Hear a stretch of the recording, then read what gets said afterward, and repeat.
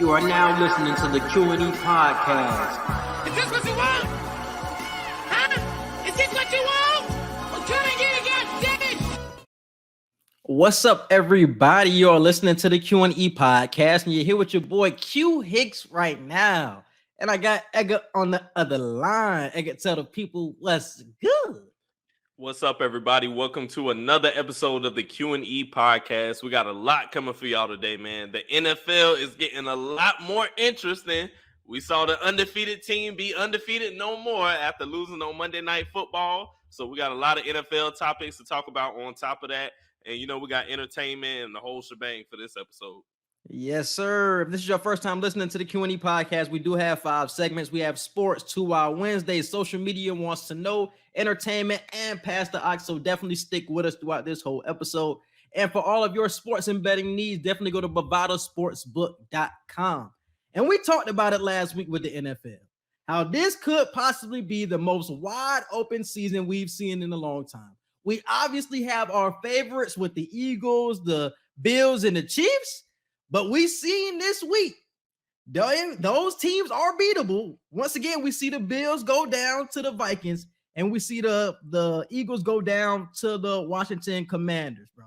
I'm telling y'all, we tried to tell y'all last week, bro. It ain't what y'all think it is, bro. When all the favorites are just going to skate to the Super Bowl, hey, I'm telling you, bro, this is going to be an exciting year in NFL for sure. So let's start off with the NFL Week 10 recap and the game of the year, most likely, because that game was a ride, to be honest with you. But real. The Vikings versus the Bills, man. This was a nail biter all the way to the end. I mean, that catch by Justin Jefferson. Let's just start off with that catch by Justin Jefferson, because that is one of the greatest catches I've ever seen in my life. For the game, 4th and 18, one-handed with a defender on his back. If you had to compare that to the OBJ catch, which one is the best catch? So for those who are listening and those who are watching who may not have seen the Odell catch or faintly remember it, let's bring up the situations. Odell's catch was not a game-defining catch. As great as it wasn't like the game was on the line with that catch. But with Odell, he did have to battle a pass interference, change the whole trajectory of his body, lean back, and he only caught the ball with 3 fingers and stayed in the end zone. So that's the breakdown of Odell's catch. Yep, there it is right there. And he did get the pass interference call too on top of that. So that's Odell's catch. But with Jefferson, bruh, literally was surrounded by players, had a player on his back, caught the ball one-handed while the defender was trying to catch the ball on a 4th and 18 to save the Vikings and get them the dub. So both scenarios, Jefferson was in a situation where the game was literally on the line, but I don't know. It's hard to just say it was easy. It was better than Odell's because we've never seen anything like Odell's either. But if I had to choose, I would say Jefferson's is more impressive look at that shit, because bro. of the situation. That's nuts, bro. That play literally defied gravity. How did that ball not touch the ground? It was parallel to the ground when nobody's look at this. I still do not understand how he made that catch. This was the greatest catch I've ever seen in my life, bro. I think it was better than the Odell catch, like you said. The context of the situation it's the context. It's the context of the situation. It was 4th and 18. They were down by 4. They needed that play to keep the drive going and to win this game. And Justin Jefferson, he really quieted a lot of doubters with this catch as well, because you already know what was going to come if the Vikings would have lost this game. You already know we would have heard the same things. Or the Vikings, nobody's going to believe in them. Or the same old Vikings, it's the same old Kirk. But that play really made a lot of people change their feelings on the Vikings as well. And now people are believing that they can really be Super Bowl contenders. So that changed a lot. It was more than just that catch. So you can add context to both situations, but that is the greatest catch I've ever seen. Just with the trajectory of the ball with Justin Jefferson, I'd never seen anything like that before in my life. And another catch that people don't think about too much, but it wasn't as dramatic as the David Tyree. David Tyree no. Context is the one that's crazy too. I was talking about I think it was Julian Edelman's catch in the Super Bowl versus the Falcons. I remember that That's a very underrated catch. Remember. everybody swore that ball touched the ground, and Julian Edelman found a way with like 2 or 3 defenders on him. He found a way to keep that ball from touching the ground. It was a two-handed catch, so it might not get as much love as the one-hand stuff we see nowadays, but that Julian Edelman 2016, 2017 Super Bowl catch, that shit is underrated. That was a moment that defined the game, because if Edelman didn't catch that, the Patriots might not have won. The Falcons probably will have a Super Bowl right now. Yep, that's the catch. And that's the catch right there. Because these are the 4 plays or 4 most famous catches of all time to this point. You got the Justin Jefferson, what we seen on Sunday. You got the Odell Beckham catch. You got the Julian Edelman catch in the Super Bowl against the Falcons. And this is when they were down 28-3. Yep. If he doesn't catch this ball, it's a lot of context with that. It's a lot of context. So especially to these last 2 with David Tyree. Ooh, I forgot about that catch. You know what I'm saying? That if he doesn't catch this fire. ball, the Giants don't win the Super Bowl in 2007 with David Tyree. So the context of these 2 catches can really be added in as well to have a really good argument, bro. But just what I seen with Justin Jefferson, it was just something I've never seen before. And Edelman, I honestly haven't seen before. But Odell, I haven't seen before either. But fuck it, I'm gonna roll with Justin Jefferson. That's what I'm saying. Like I have to be. I'm gonna be a prisoner of the moment. You can't be wrong with picking either one. Like the Odell one, bro. That was a defining catch of the 2010s, bro. Like that was some crazy. That put Odell Beckham on the map. And that's why everybody knew Odell after that catch. A superstar. And that's why we refer to these types of catches now as Odell catches. Like, is he the first wide receiver to catch a one-handed pass? No. I'm sure there's a lot of older NFL fans that could tell us wide receivers who have caught balls just like this. But for this era of football, that was the catch of the 2010s, like I just said. And it's setting the trend now for wide receivers just practicing catching balls like this. Because you seen Diggs? When they get in the game, it's normal. You seen Diggs in this same game, Diggs had a one-handed catch just snagged out there. Like, that's just so easy to players now. And it's not as easy as they make it seem. Like, these are some crazy-ass catches that they are making, bro. Because even with the gloves, like, that's what I'm saying. I don't care how much you practice it. I don't care how much you got the gloves or whatever. Like, these are in-game catches with people guarding you. Like, this shit is still tough, and the ball is coming at full speed. So this isn't practice throws where you ain't got nobody on you and you practicing the way you catching or whatever. No, we talking real game speed, real defense. Like, so we still got to give players credit, no matter if they got gloves on or bare hands. Yeah. And moving on to the actual game, like I said, this was an exciting matchup all the way to the end. We talked about it last week with the Bills struggling. So we've seen once again the struggles come to a head. Didn't run the ball enough. And Josh Allen just making rookie mistakes, trying to do too much. And it's leading to just bad plays from Buffalo. I think Buffalo's defense did play pretty well, but Josh Allen is folding in the end of these games. For the last 3 weeks, he hasn't looked good at all. And then Kirk Cousins looked pretty good. I'm not going to say he looked great. Pretty good might be a stretch because he still has some badass plays in this game. But is it time to believe in the Falcons? Is this the win that? Oh, hell yeah. Okay. I believed in the Vikings like 2 weeks ago. Like, I've been believing in them. I think people are just waiting for them to wet the bed and they don't want to give them that nod yet. Like, they want them. Like the same thing with the Eagles. Like, people were just waiting for a L to finally come so they could say, see, they're not as good as we thought we were. And it's like, I still don't think people understand how hard it is to go undefeated. You can play trash teams 16 times in a row. With football, any given Sunday, you can take a L, whether it's a division opponent or not. But when it comes to the Bills, bro, Josh Allen, he's been regressing 3-4 weeks in a row now. It's coming against good teams that you are likely going to see in the postseason, or the Vikings, like a team like that in the NFC, you could see in the Super Bowl if you even still get there. So we're not just seeing him regress, but we're seeing him regress against competition that you will have to face moving forward. This isn't like he's playing the Texans or the Colts or somebody like that, where it's like, yeah, you made some mistakes, but when you play the real contenders, you'll be ready. Like, no, he's doing this at the worst possible time around this Thanksgiving holiday time, where it's like, hey, this is where the contenders and the pretenders really start to show up.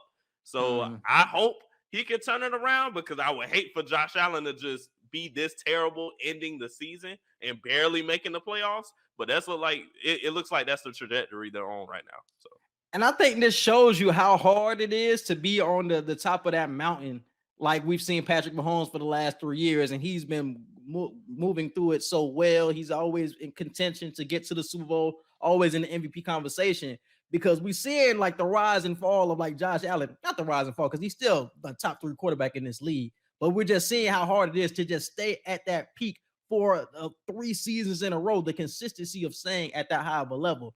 And we're seeing him just go through a bad stretch at this moment. I think he will be fine. I just think he's just trying to do too much, bro. It's plays where he's holding the ball in the pocket, waiting for somebody to get open. He's just relying on his arm strength to fit the ball into places where it shouldn't go, creating more turnovers, creating picks. And it's like, bro, you don't have to do that. And I think the coaching staff is putting a lot of pressure on him. Game, can you blame him? That's what I was just about to say. The coaching staff is putting more pressure on him because they're not running the ball. And this is what I said this like 2 weeks ago. It's not like the Bills are not running the ball well. When they run the ball, they pick up yards. They get about 5-6 yards a carry. It's just like they stop running after the first 2 drives. And after that, they just say, yep, Josh Allen, you can just have it for the rest of the game. Because Devin Singletary ran the ball well last week or this past week against the Vikings. They just stopped running. They just stopped running the ball. So it's not even like he's not producing. And this happened in another game. Another game they lost, bro. It was like 3 weeks ago, I think. You said they lost to somebody, bro. And it was just like Devin Singletary, the first 2 drops had like 50 yards rushing, and he didn't touch the ball the rest of the game. And it's like nobody notices because we just look at the heroics of Josh Allen and say ooh and ah. But we have to realize that this is a serious problem. You have to have that in your back pocket come playoff time, bro. That is a serious attribute that we need. We see that the Chiefs are starting to get that in motion with Pacheco. We see McKinnon starting to get more carries over there. They already are there getting that into gear now. The Bills have to get that consistently going of handing the ball off because it works. They just don't do it enough. And going to the Vikings side, like I said, I believe in the Vikings. I think they can be a contender. I think they will go to the NFC Championship game or something around there. But I'm still not a believer in Kirk Cousins, bro. Because once again in this game, Kirk Cousins wanted to lose, dog. It was some picks that he threw there. It was just like, fuck. This is why, and I tweeted this out, bro. It's moments where Kirk Cousins can make some throws where it's like, wow, I didn't expect that shit to happen. Like even on that 4th and 18 to Justin Jefferson, that was one hell of a throw. Oh, he threw that was one hell of a throw by Kirk. He threw him open. he threw it. So he gave Jefferson a chance. And there was some other plays throughout the game where I would say, okay, Kirk made some big time plays. But on the other hand, there was some moments where it was just like Kirk is doing Kirk shit, bro. Whether it's not getting coming through on the 1 yard line on a QB sneak.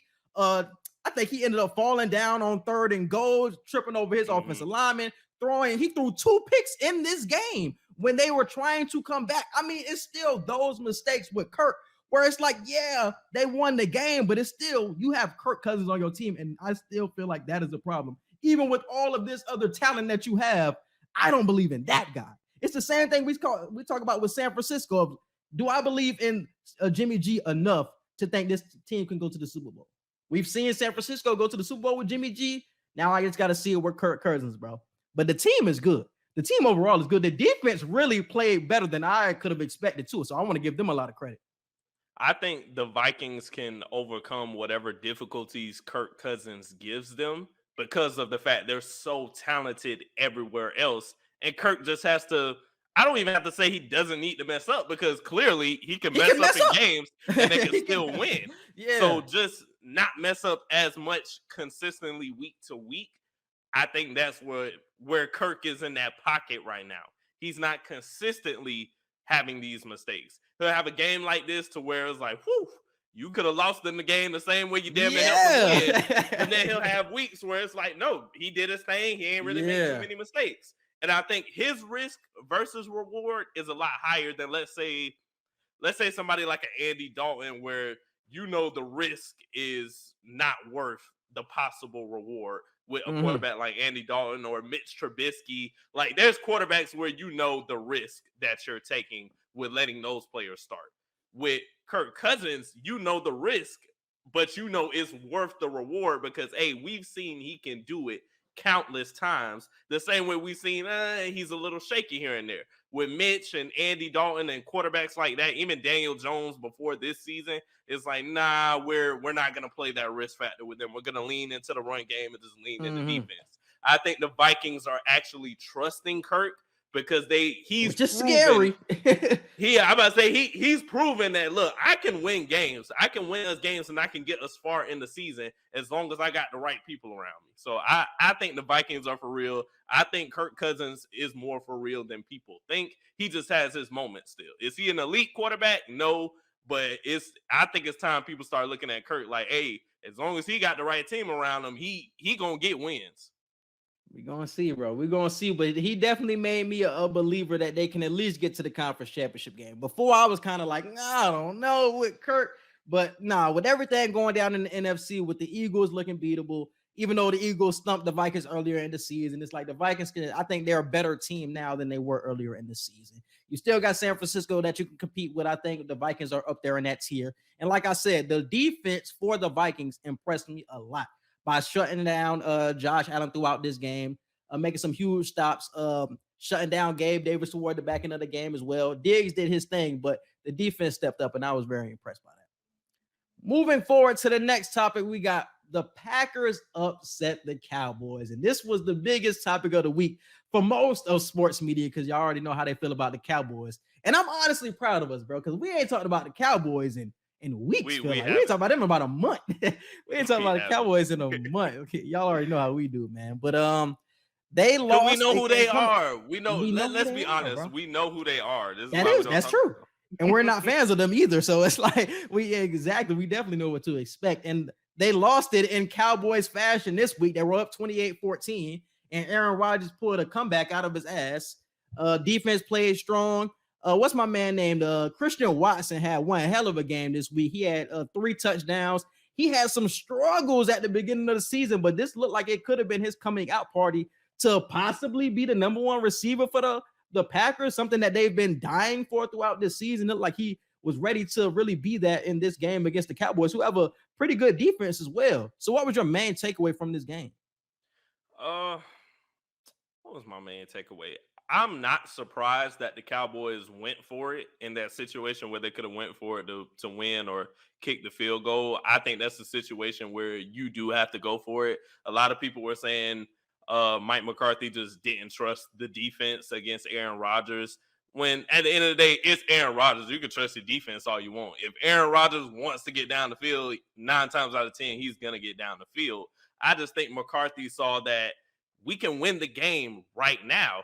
And this is why you pay Dak the amount of money y'all paying him, to get y'all in these situations to where he could get y'all touchdowns to win the game. And I said a couple of years ago when Dak got this money, I never wanted to make it sound like I just didn't think Dak wasn't worth a lot of money. He just wasn't worth that money at that time to me, because it's like, what has he done for real to make y'all say he's worth $160 million? He didn't give me that.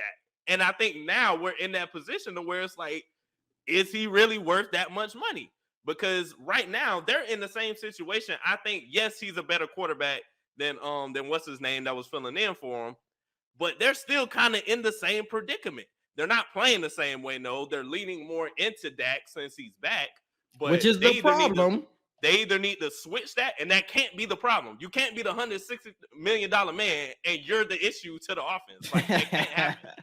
So if Cooper Rush is out here winning games, but we've seen this before, though. But this is the thing. We've seen Dallas try to do this formula before with relying on Dak, and we see where it got them last year. Last year, they didn't do shit. But we see earlier in the season that it was a formula that worked. Even though it was a backup quarterback, the formula of just running the ball down people's throats worked. So we said it. We even said it before Dak came back. If you stick with that formula, you will continue to win games. And they went back to just throwing it all over the yard. Did Tony Pollard still have 20 rushes? Yes. But that nigga should have had 35. He should have had 30 rushes. He should have had more than what he had, because it works. He picks up 5 yards a carry every time he gets it. So why not continue to give him the ball, especially down the stretch when you see your quarterback just doesn't have it? Like you said, though, it can't be an excuse, though, because Dak is making that type of money where he should be able to make those plays down the stretch where somebody who's making $45 million, you should make those. Because who else is making that type of money? The Mahomes is, the Aaron Rodgers, the top elite quarterbacks are making that money, and we expect them to make those big plays down the stretch. And he came up short. I don't care what your receiving core is. You got a stud in CeeDee Lamb. Make that shit work. It's decent you got enough to where you can make you got a solid tight end in Dalton Schultz. Make it work. You got Michael Gallup, a solid wide receiver. Make it work. And you got a solid to good running back in that backfield in Tony Pollard. Make it work. If you put any other good to great quarterback in this position, they you are put making Kirk it work. Cousins in that situation. He doing the same shit that he doing with the Vikings. Well, calm down. Nah, Kirk doing the same shit Dak doing if he had this team. Kirk has an excess of weapons. If you put Kirk Cousins on the Dallas Cowboys right now, Pollard, Dalvin Cook, it's not the same talent level, but they both producing. Whoa. There's definitely a difference there. Dalvin is definitely better. I just said there's a difference in talent, but they're both producing. Are they not? Are they not the main running reason for this team? I'm not going to let you do that, bro. Dalvin is a top 5 to 10 running back in the league, where Tony Pollard is about top 20. Tony Pollard is down there putting Zeke out of his starting position. Oh, for sure. He's better than Zeke, but he's not better than Dalvin. Dalvin is a top 5 to 10 running back. So where are we ranking Pollard? Pollard has to be Pollard a is about 5. top 20. Top 20 running back?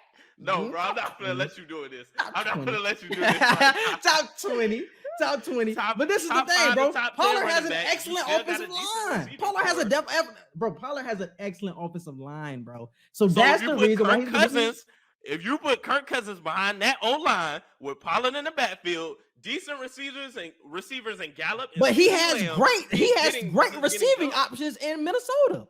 You have Justin Jefferson, a top 3 receiver. You have a good receiver in Thielen, and you have a top 3 tight end in Hockenson. You have excellent weapons. So you just go a notch down going to yeah. But that makes a difference for Kirk. That makes a difference for Kirk for sure. I don't know. I feel like he could generate wins. I don't know. We've seen Kirk Cousins win some games with less than what he got right now. Dak, bro. He on that same level as I'm not gonna give him the edge over Dak. That says more about Dak. That says a lot more about Dak right now. True. Because a lot of people were having that conversation last year of Dak being a top 10 quarterback, and if he gonna play like how he did on Sunday, that ain't top 10 quarterback worthy, to be honest. Let's be honest. I don't think it'll happen because it'll be too much dead cap space. It'll be like $34 million a dead cap, I think, if they let him walk. But his free agency doesn't come until 2025. He has the option in 2024, I think. Like him and the team, they have the option to just let him walk if they don't want to re-sign him, or if he don't want to re-sign or something like that. If this continues to happen, let's say the Cowboys don't make it this year. They don't even make it to the NFC Championship. Forget the Super Bowl. They don't make it to the NFC Championship this year. Next year, the 2023 season, they do it again. They just fold. They don't make it. We're talking about a continual, habitual thing of Dak just not leading this team, but getting all the money like he is leading this team. 24, are they going to let him walk if they don't want to? Like, I'm just saying, it's possible at this point that the Cowboys. That's too far ahead to be thinking now. That's too far. That's too far. Not what we've seen. We just have to see what he does in 2022 and 2023 before we get to 2024 and think about releasing. Well, what we've seen from 2016 to now, they ain't getting there. So unless it's a drastic change this year and next year, what I'm saying is not unimaginable at this point. We got to think about the fact, will Dak remain a Dallas Cowboy, whether he walks in 2024 or whether he just waits until free agency in 2025. But hold on. Cowboys and Dak choose to be in a relationship still. I doubt it. Hold on. I'm gonna shoot Dak this bell and say this. We were talking about that defense being a Super Bowl defense coming into the season, bro. Oh yeah. First 5 games of the season, we were saying Super Bowl. We just had our mid-season awards. We said Michael Parsons was Defensive Player of the Year. Damn sure didn't look like it on goddamn Sunday. Nobody on that defense was to be seen. I mean, everybody was getting cooked, and it was that running game. I think Aaron Rodgers only threw the ball about 25 times. AJ Dillon and Aaron Jones was going crazy. They was killing them. They was running it right down their throat. that's a running back duo. That might be top 2-3 running back duo in the league. Like, I can't blame Dallas for having an issue with one of the top 3 running back duos. Bro, because this league. ain't the first game where Dallas done have problems, and it hasn't come against a team like this, bro. I understand that that's Packers' philosophy is to run the ball, but they've showed this for the past few weeks of you can run the ball on Dallas, and it really came to a head on a game of the week that, anybody can do this shit. It's because they are really slim and the defensive line, bro. Other than DeMarcus Lawrence, you got some skinny linebackers and you got some skinny D linemen. Can they rush the passer? They can rush the passer with the best of them. But can they stop the run? They can't. They had the same problem last year where they could not stop the run. And we're seeing it come to a head again. Even though they looked good earlier in the season, we're seeing them get exposed now. People are starting to notice their weaknesses. So we can talk about Dak and how he didn't make the big plays, but we were just talking about how this was a Super Bowl defense, and they did not look like a Super Bowl defense at all. You letting Christian Watson just run naked in the secondary too. Trayvon Diggs and that secondary, everybody was getting run on. Michael Parsons, why you ain't stopped that? DeMarcus Lawrence, why you ain't stopped that? We got to question that defense too. Too much blame is getting put on Dak, and not enough is getting put on that defense for not making enough stops too when we were just saying Super Bowl defense. I'm going to just say that, bro. Does Dak need to make more plays? Parsons still that defense, huh? Parsons still finna get the award for defense. He damn sure didn't look like it on Sunday. He damn sure didn't look like it on Sunday. I ain't finna let 1 to 2 games define. I ain't saying he gonna lose the award. I ain't saying he gonna lose the award, bro. But in those big games, you got to show up, and he didn't show up. And can he still win the award? Sure, but he didn't come to play, bro. So I got to look at him too. All right, moving on to the Philadelphia versus Washington Commanders game. Eggert, are there problems in Philly after this first loss? No, I just think we finally seen that they're beatable. I don't think that's to say there's a problem. I forgot who got injured. Somebody got injured this game. It was a defensive player, I think, and that was big for them. Sorry, I'm blanking on the name right now. But outside of the injury that they had during that game on their defensive side, I think Philly, we just figured out there is a way to beat them. And it came against a division rival team in Washington. Like, I don't think it was what everybody's thinking it is right now of like, oh, the Eagles aren't who we thought they are. No, to me, they're still a top 2, top 3 team in the NFL right now. I think they finally just got their first L, but I still trust Jalen Hurts. I still trust what you call it, AJ Brown. I trust all the boys. I'm gonna tell y'all right now, Jalen Hurts lost that game yesterday, or he didn't lose the game though. The Eagles lost that game, but it damn sure won because of Jalen Hurts. I mean, all of those plays that Hurts was making, even when he got picked off, the pass that he threw to AJ Brown hit AJ Brown right in the hands, perfect pass. He dropped it, it turned into an interception. I mean, Jalen Hurts threw a beautiful deep ball. Old boy fell down, caught the ball, and then fumbled after a 60-yard play. I mean, it was just the turnovers for Philly that was killing them. But it wasn't because of Jalen Hurts, and that's what I like to see. He continued to make big play after big play after big play, but the offense just continued to make too many turnovers, bro. I don't think that would happen on a week-to-week basis. I'm still confident in Philly, but I still think that this conference is still wide open. And we did see that there is a way to hit that defense. Even though they are missing their defensive tackle in Jordan Davis, they were getting run on yesterday by Brian Robinson and Antonio Gibson. They were gashing them for multiple run plays. I think Robinson had like 19 carries for 80 yards last night. So we're seeing that the running game for the Cowboys and the Eagles is a problem when it comes to run defense, bro. So that is the one hole. But I'm not really worried about anything else for the Eagles. So I think once Jordan Davis comes back, he will shore up the run defense, and I'm still confident in the offense. They just had some bad beats yesterday, bro. The turnovers, the fumbles, the interceptions. I think all that's what I think. I think it was just the technicalities of the game. It was simple mistakes that ended up being very costly. I think that's all it was. And Hurts even said it in his post-game press conference. You know, it was just they shot themselves in the foot multiple times. There were mistakes that they made that they really just haven't made all season. But I think they also have some type of relief now that they're not undefeated. That is true. So even though people were disrespecting them being undefeated, like they don't have that pressure anymore of it. So, and it's always good to play in close games as well when you're on that like undefeated, or when you having a season like the Eagles are right now, when you just beating up on all these teams. It's tough to, or it's good to be in games where you lose and you have to go through this. You have to learn how to bounce back because in the playoffs, man, it's a win or go home, bro. It's not a situation where you can learn from things. You can learn lessons. So it's good to learn lessons throughout the season instead of learning them in the playoffs. So I'd rather take the L right now than later for sure. And moving on to the NFL Week 11 preview, let's move on to what we got this week, man. What's the games of the week for this week? Games of the week.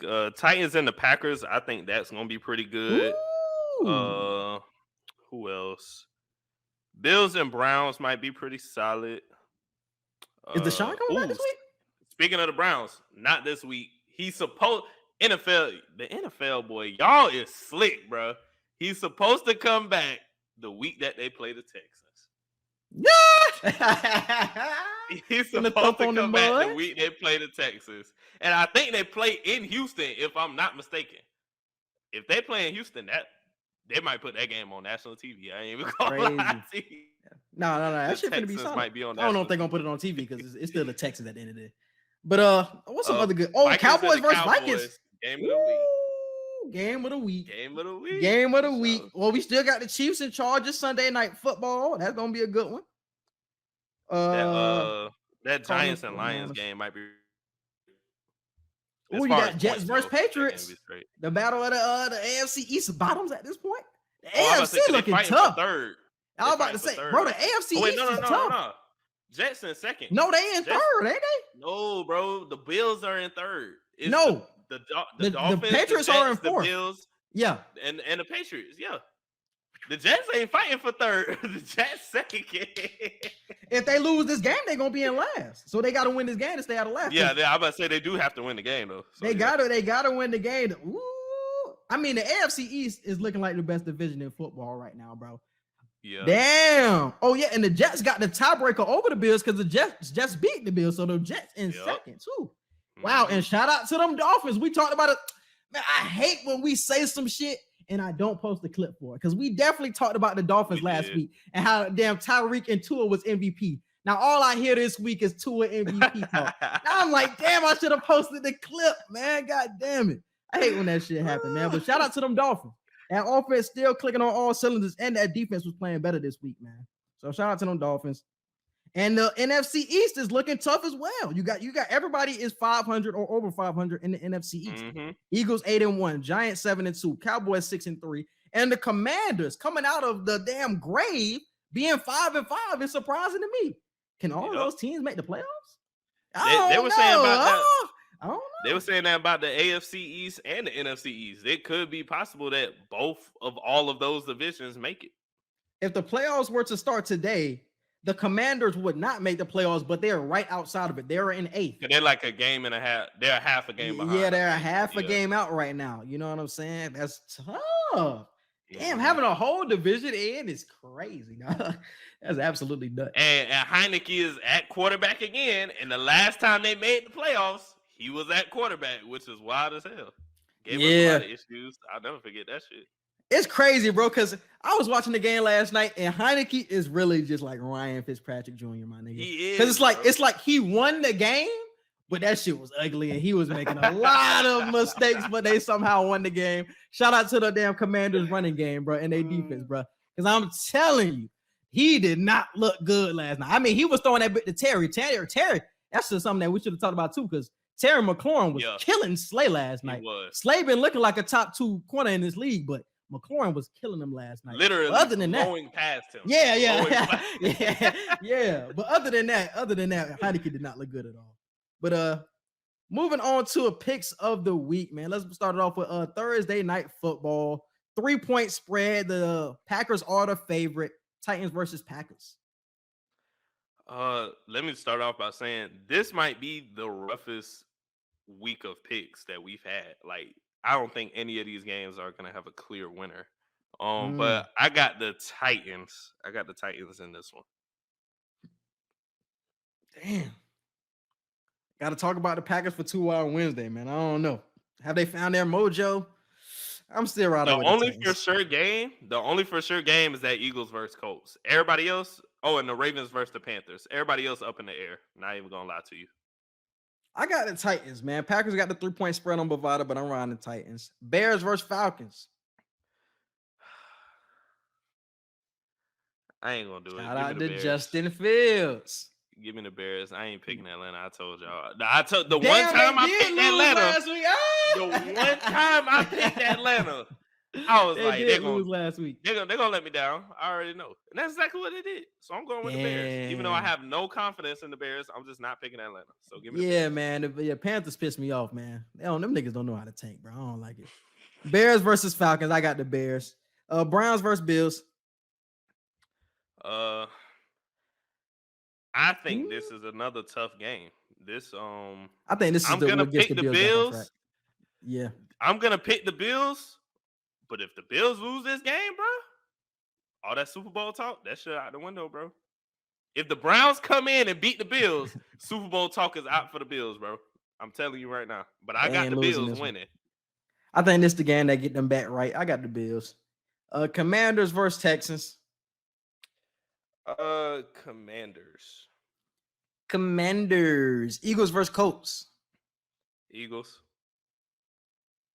for sure. 6.5 point spread easily. Jets versus Patriots.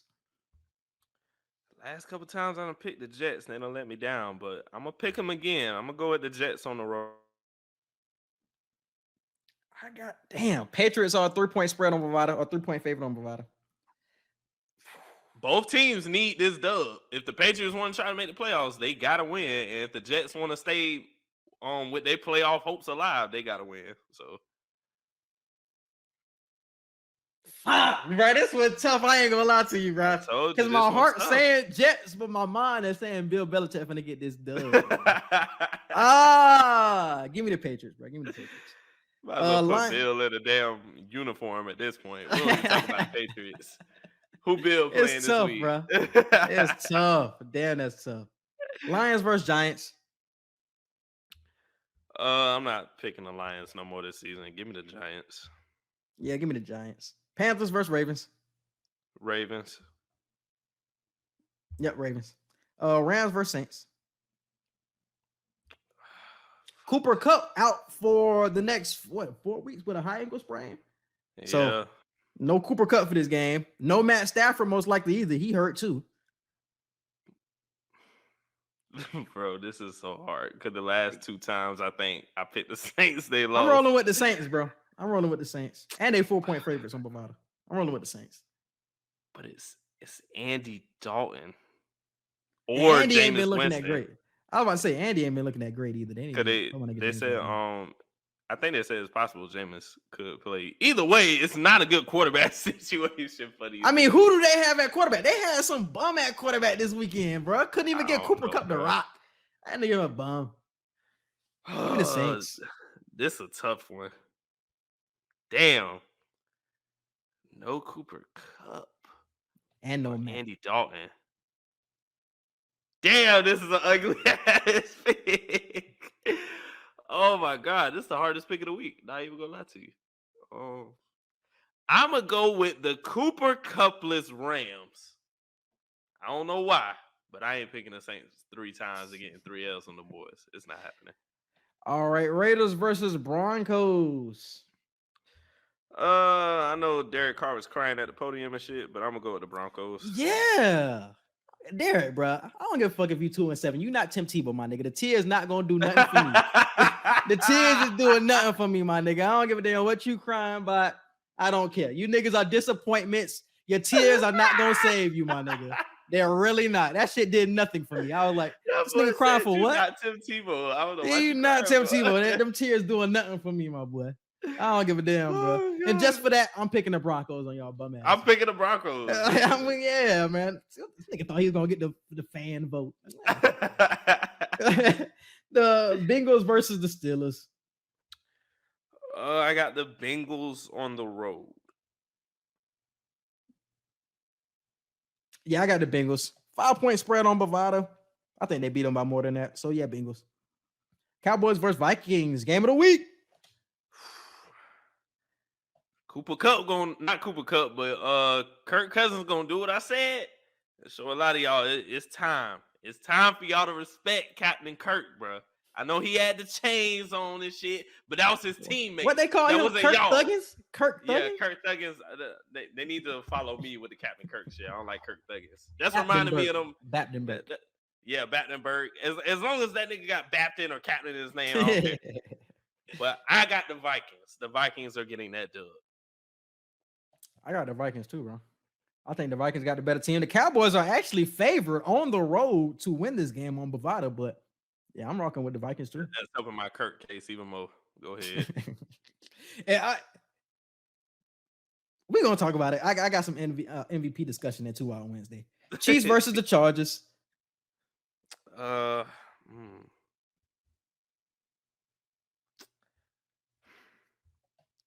gonna go with the Chiefs on the road. Yeah, man, the Chargers have no receivers healthy. I mean, we seen it on Sunday Night Football. Like, who the hell was Herbert throwing to? That nigga, I said, Jesus Christ, it was bad out there. So unless Keenan Allen and Mike Williams get healthy over this next week, yeah, it's gonna be a Chiefs blowout, my nigga. Because that shit there, man. The fact that the Chargers are 5-4 right now, while Keenan Allen has missed most of this season, that's a testament to that defense and how well that defense has been playing, because they've also been injured on the defensive side of the ball, and how well Herbert has been playing as well. So he's still been playing well, but the injuries have been brutal throughout that whole team. But I'm definitely going with the Chiefs. And 49ers versus Cardinals. 49ers. Yeah, I'm rocking with the 49ers. 8-point spread on Bovada. They definitely finna blow them out. All right, and moving on to the college football week 11 recap. We had number 4 TCU handled Texas in dominating fashion, honestly. You had number 9 Alabama defeated Ole Miss, and you had LSU survived against Arkansas, but had to bleed one through, a 13-10 win against Arkansas. And Arkansas didn't even have their quarterback. KJ Jefferson did not play, and LSU was still in the dogfight. And number 25 Washington upset the number 6 Oregon. When we were just talking about last week, potentially there could be an outside chance for Oregon, and then they ended up beating themselves with this loss to Washington. So we don't got to talk about them niggas no more, which I'm honestly happy about because they weren't that good to me. All right, man. Didn't we both pick Washington to win? I thought we both picked Washington to win that game. I think I picked Oregon, but I thought Oregon was going to lose eventually to USC later in a couple of weeks. Yeah, I think that's what it was. That's what it was. So what was your biggest takeaway from college football this week?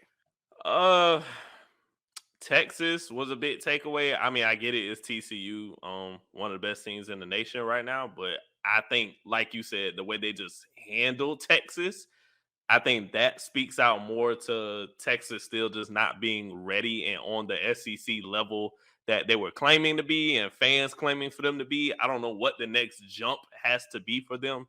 Maybe it's recruitment. I don't know. I think they're always like top 10 recruiting class. Mm-hmm. But maybe it's just those extra 2 to 3 players that they don't get. I think that's what they're away from really being a dominant program again. So that was big. Alabama, I think Nick Saban himself willed them boys to a dub over Ole Miss, because that game, I was really sitting there like, is Alabama really going to get 3 L's in a season? And that shit ain't happened in like 10 years, I don't think. I was thinking that too. Yeah, so that Ole Miss isn't that good to me either, bro. So it was the fact that they were really still in the dog fight.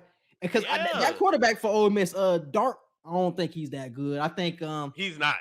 He's not that good, and I think he's a one-read quarterback. He's a quarterback who would just stare down one receiver the whole time, and they were not. Whoever the receiver is for that design play, that's all he's looking at. That's all he's looking at. He's not looking the other way at all, bro. So it was like the fact that it was still close, and y'all know what he was doing. Y'all know the receiver he's looking at. It was kind of upsetting me, but you know what I'm saying. Bryce Young had to put the team on his back. You feel me? And the question I have for LSU: do they still have a chance for the playoffs? Because I think the last thing I said, they won the SEC West.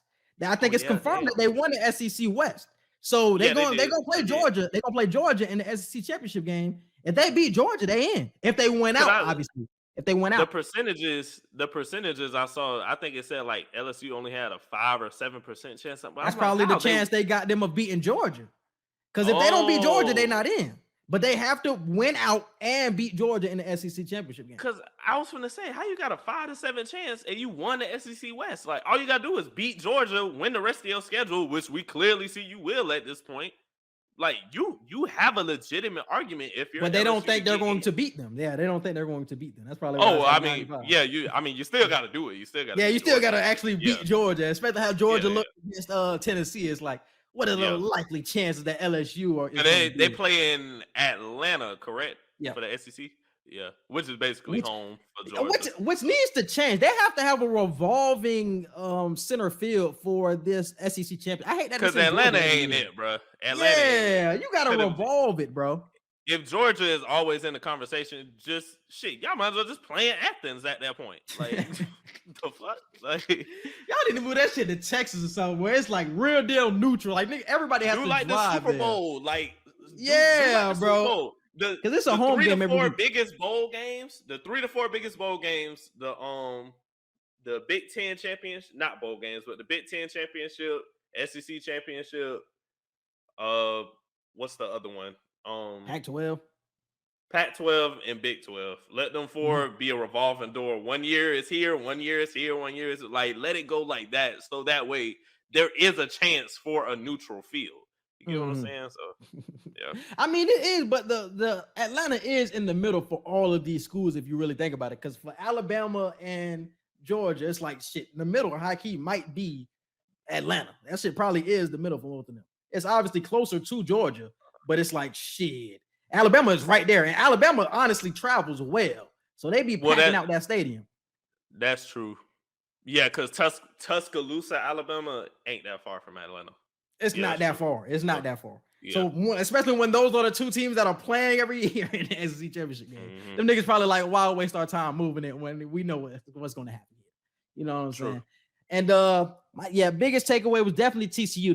That was my most impressive win. Max Duggan once again proved that he is one of the best quarterbacks in college football, and he kept showing up to the plate. I thought Texas was going to win this game. I thought this was a game where TCU was going to get knocked off their high horse. The quarterback Quinn Ewers is back. Bijan Robinson was playing. Xavier Worthy was playing, and they just could not make enough plays against TCU, and that defense played well as well, which doesn't get talked about enough because the offense is so explosive. But TCU's defense came to play, so definitely shout out to TCU. They're looking like a team, bro, that we might be able to cement in the college football playoff. Because this was the one game where I was like, they're going to slip up against Texas. But at this point, after winning against Texas, I'm honestly comfortable and confident that they're going to make it there. Because who do they play in their championship game? Who do they play? I mean, who in the Big 12 is winning anyway? I don't even know. That's why I asked. Like, that's what I'm saying. Like, I don't know anybody in the Big 12 that is good anyway. Like, that's why I said Texas is the one I was wondering about. Big 12 standings. They would play. I mean, I'm seeing Kansas State, but these don't show the divisions though. These don't show the divisions. Yeah, though. These just show the standings. I don't know. It might be Kansas State, but I think they will still beat Kansas State too. I'm still confident in them that they're going to end up getting there at the end. So we do not have the new college football rankings, but the top 4 are basically going to stay the same with Georgia, Ohio State, Michigan, and TCU. And then we got Tennessee still at 5. Oregon obviously is going to drop back, so everybody else will just move up at that point. LSU probably will move up to number 6. USC will move up to number 7. And then so on and so forth. And Oregon probably going to get knocked out of the top 10 after that loss to 25. But I'm telling you, LSU and USC still has a chance, bro. If they win the Pac-12, I still believe that they still have a chance because they have a good era. They lost to Utah when Utah is 13. I don't think USC has a good chance just because Georgia is a lock. Even if they lose that. If Georgia beats LSU, so let me point a scenario to you. If Georgia beats LSU, Georgia is in for sure. All right. Facts. Then, like I said, 2 or 3 got to knock each other out. So one of them getting knocked out between Georgia. There's 2 locks. There's two locks. So Ohio State. So let's assume Ohio State wins. Ohio State and Georgia, 2 locks. We just talked about USC was a confident in. After that, it's kind of like, USC, if they win the Pac-12, they'll probably have to beat Utah again. They'll have to beat UCLA, which is the number 12 team. Like, you're going to have some good W's to get up in that top 4 conversation because you're probably going to jump over Tennessee. You might jump over Tennessee, bro. Yeah, Tennessee ain't going to make it at this point.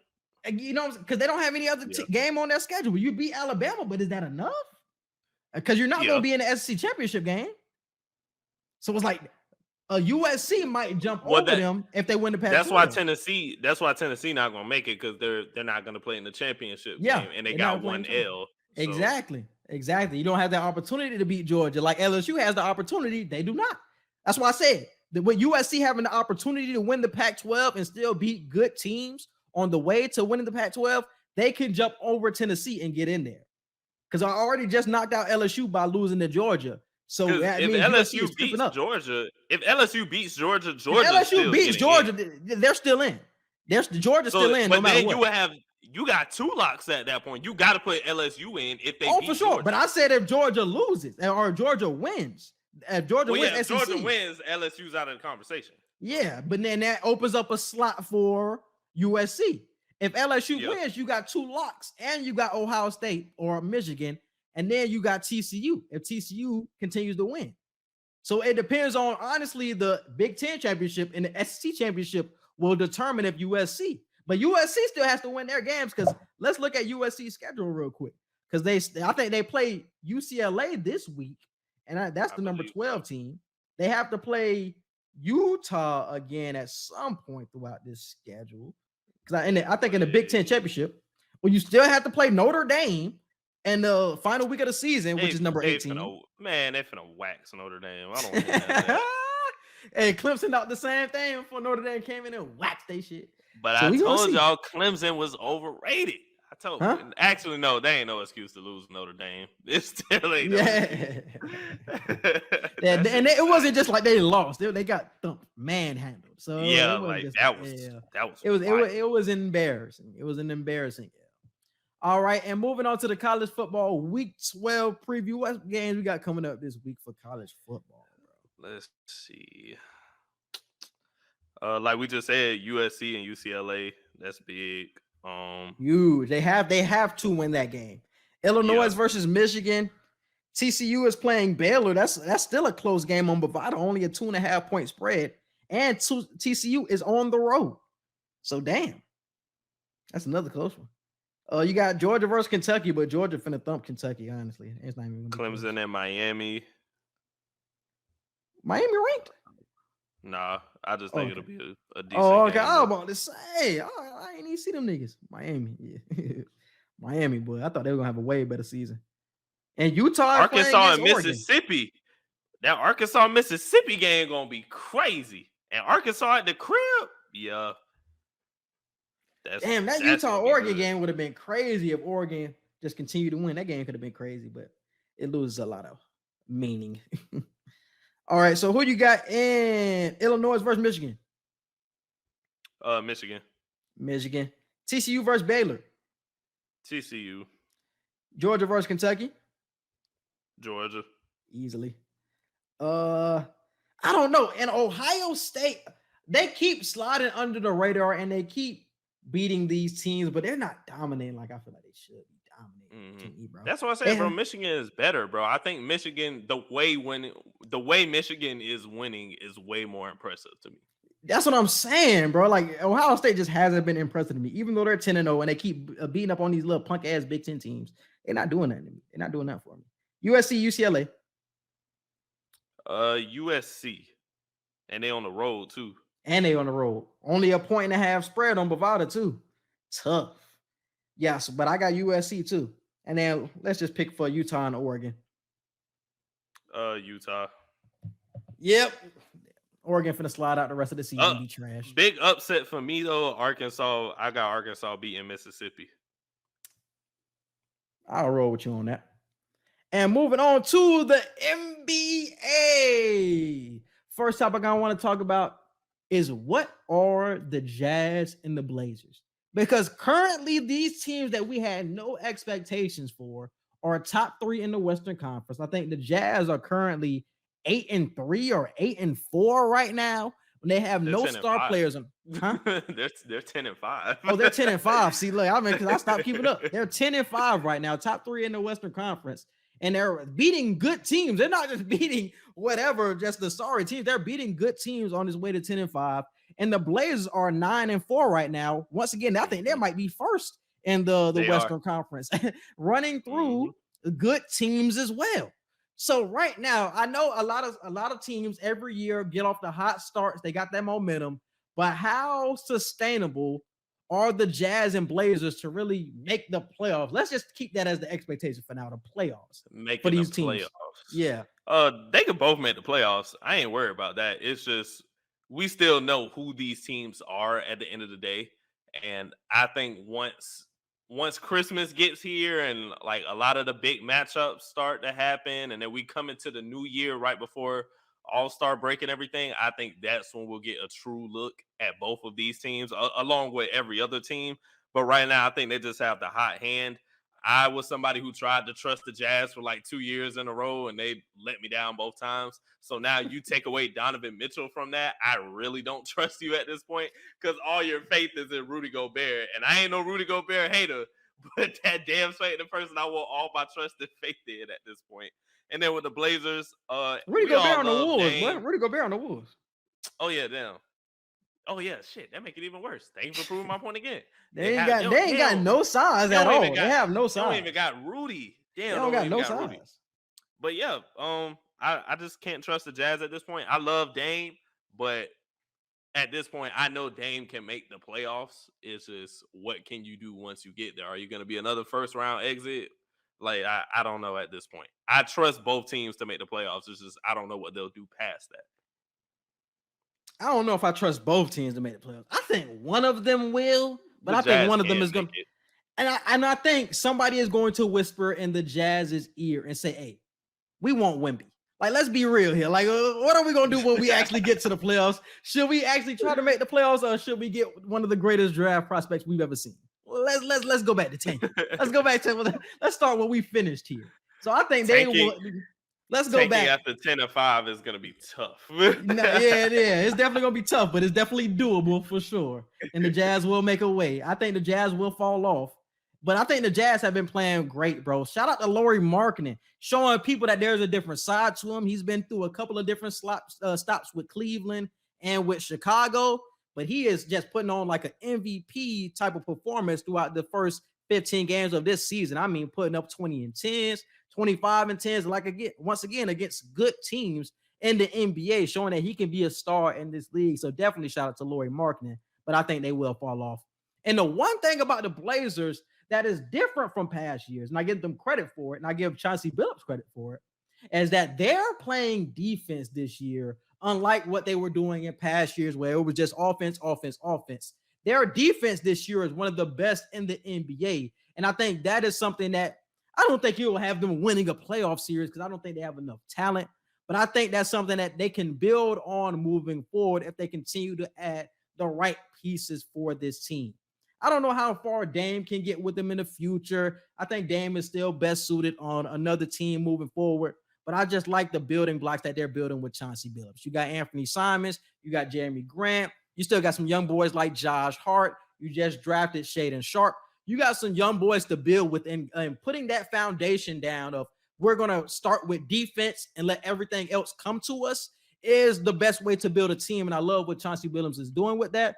And I think that is something that can carry this team to the playoffs, but I don't think they'll do anything once they get there. And it's a great strategy to have when you know you have scorers, and you just listed several players who can get buckets on their own and who can work together to spread the floor. So having good shooters and just having good offensive bucket getters, to have them have scoring be their second priority at the moment, that's a good strategy as opposed to other teams where it's like, nah, you can't let defense be your main strategy when your biggest obstacle is scoring points. That has to be your priority. That's not the situation with the Blazers. We know the Blazers can be one of the highest scoring teams in the league when hitting on all cylinders, but letting that be your second priority and not saying that you have to get 100 and something points not 100 or something, but 115, 120 points because everybody's getting 100 nowadays.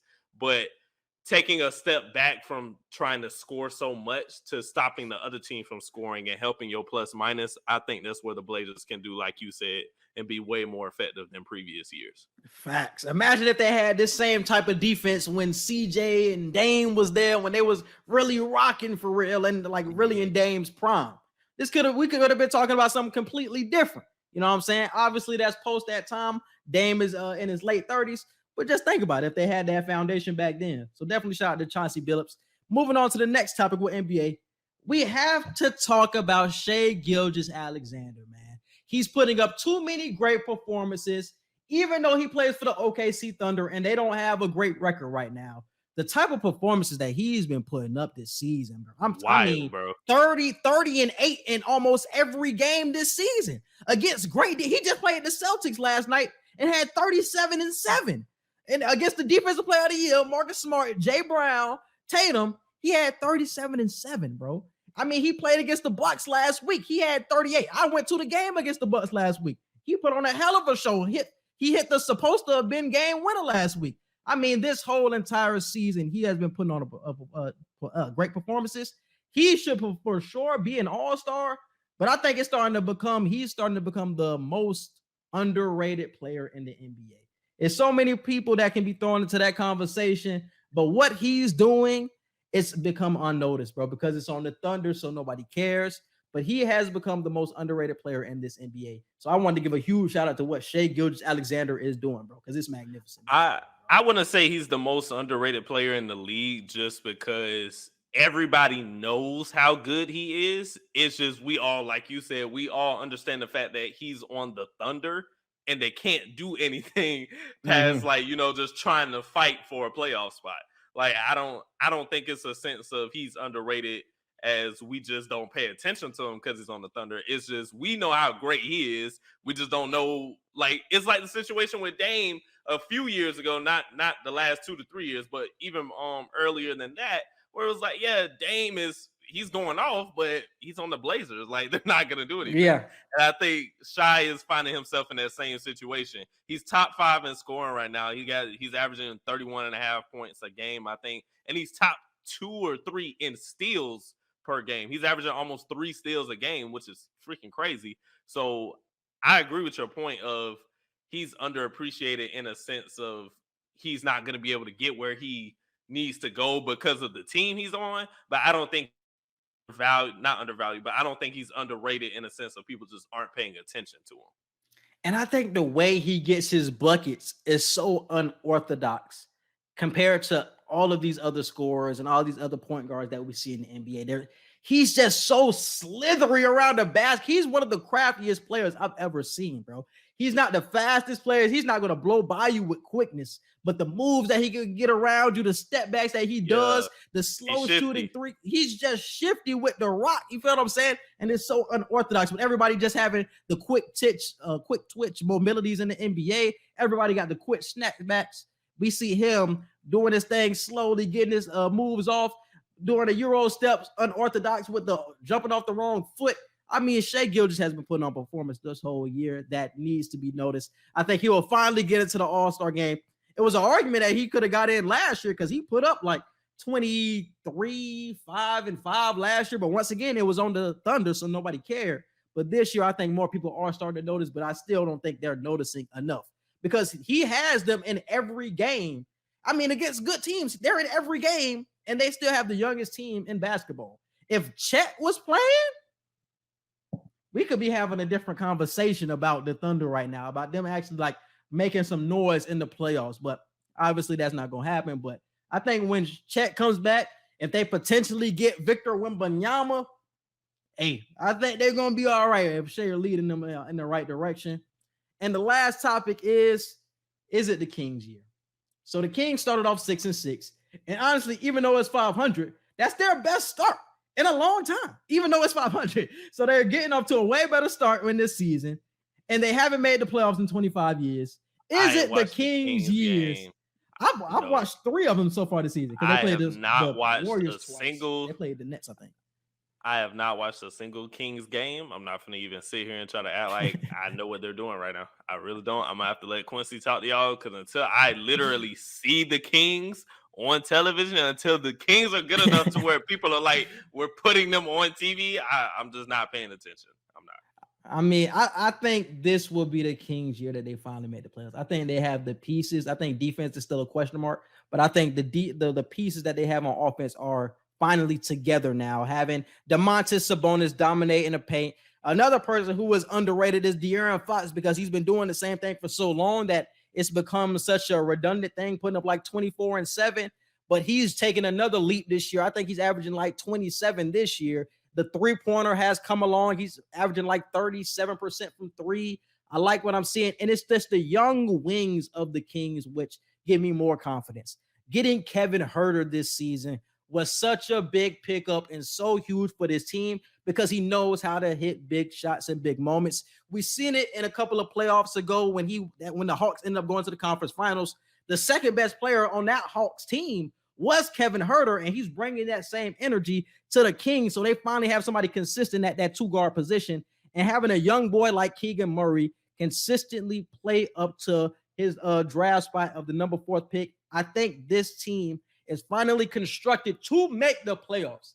Are they going to do anything when they get there? No. But I think this will be the year that the Kings, after 25 years, make the playoffs, bro. And it's going to be like last year. You remember last year when damn Pat Beal was throwing his goddamn jersey all around when the Timberwolves finally. It's going to be that type of moment in damn Sacramento if them niggas made the playoffs. Like, they're just going to rejoice over making it, bro. And I think this is the Kings' year. I think Fox will lead them there, bro. The Kings ain't made the playoffs since like Mike. That's what I'm saying. They haven't made it since Chris Webber. Like, they haven't made it in decades, bro. But this is the boys made the playoffs in like Mike. That shit was so funny to me. Damn. Damn, bro. Shout out to that boy Bow Wow. Shout out to Calvin K. Hey, man. And moving on to Wild Wednesday. First one on the docket I got. The Bucs and Packers are back on track to reach the playoffs. Too wild or not too wild? If I have to give a half answer, I'll say not too wild for the Bucs, too wild for the Packers. I told you before the Bucs played the Seahawks, bro. When I went to that Rams game and I saw how fired up Brady was, and he damn near said, F it, we going for it on 4th down. I saw a total shift in the team, bro, when we played the Rams, bro. We got tired of playing so terrible. And because of that, after we won that game, we went to Germany and played the best football we played all season so far. That was the best football. Like, it wasn't perfect, and don't get me wrong, that dumbass play where Brady got wide out and did that slip. Hey, Brady never call no shit like that again. You lucky my nigga Brady slipped because he was about to cook that nigga for real. Oh, he was. He was about to cook that nigga. My boy said if I ain't slipped, that'd have been mouse right over the head. I swear to God, Brady was ready to cook that nigga for real, bro. You better be lucky.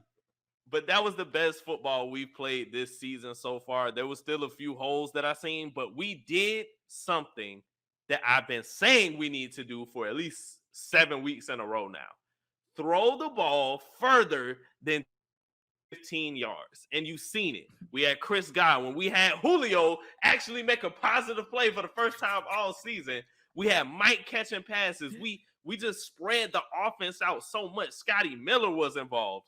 So the way we passed the football, it made us a much larger threat than what we've been all season, which opened up the run game a little bit more. But with the Packers, I say no, just because although we've seen glimpses and moments of them getting on track, we see receivers finally developing a relationship with A-Rod. I don't see him willing this young, new, inexperienced team to the playoffs at this point still. If they get there, they'll be a wild card team. But if I had to give the answer, I would say too wild for them to being back on track. And they're currently 9th in the NFC behind the Commanders. And because currently the 49ers are 7th, the Cowboys are 6th, Giants 5th, Buccaneers 4th, Seahawks 3, Vikings 2, Eagles 1. So they still got some work to do. Still got a couple of games to get back there, but I see positive signs this week that I think I needed to see. I think that defense is fine, and I think they've been solid this whole year. but I think A-Rod needed a go-to receiver. And I think even though he still had some mishaps in this game, because he still has some drops, Christian Watson I'm speaking of, he still has some big drops in this game, and that's been his troubles throughout the whole season. Just getting him that confidence boost, having 3 touchdowns in one game, I think that really lifts his confidence to have a great rest of this regular season. And he has the speed. He can blow by almost any cornerback that's guarding him, but I think he just needed that confidence that I can do it. And I think that game against the Cowboys can lead them in the right direction. So not too wild. I think the Bucs, I agree with everything that you're saying about the Bucs. I think that was the best game that they played easily this season on both sides of the ball, because they shut down Geno when Geno has been playing like a top 5 to 7 quarterback in this league. And the Packers, I think, are back on track too. I think we're going to see a way better Packers team moving forward. And next, oh no, you got one. Go ahead. Kirk Cousins and Jimmy G are both top 10 quarterbacks this season. Too wild or not too wild? I'll give you Kirk, but I'm not going to give you Jimmy G. So too wild. I'll give you Why? Kirk. I'll give you Kirk. What has Jimmy G done? The nigga has done nothing. His QBR has been above the 80s like the entire season, damn near. He QBR. only has, 4 interceptions so far? We're like 11 games in? And The we nigga know didn't play the Jimmy first like G's 3 being a games, didn't he? kick Didn't Hey, it the nigga don't miss the matter. first 2 games? It don't matter. It's Jimmy G. We know him. For Nigga so talk much. about that don't matter. Hell no, Jimmy. Bro, I would I'm never telling put you, Jimmy and G there- in the top. I would never put Jimmy G in the top 10. I would never Bro, put Jimmy G in the top 10. I say I'll not give too you wild. Kirk. Take Kirk, bro. Take Kirk.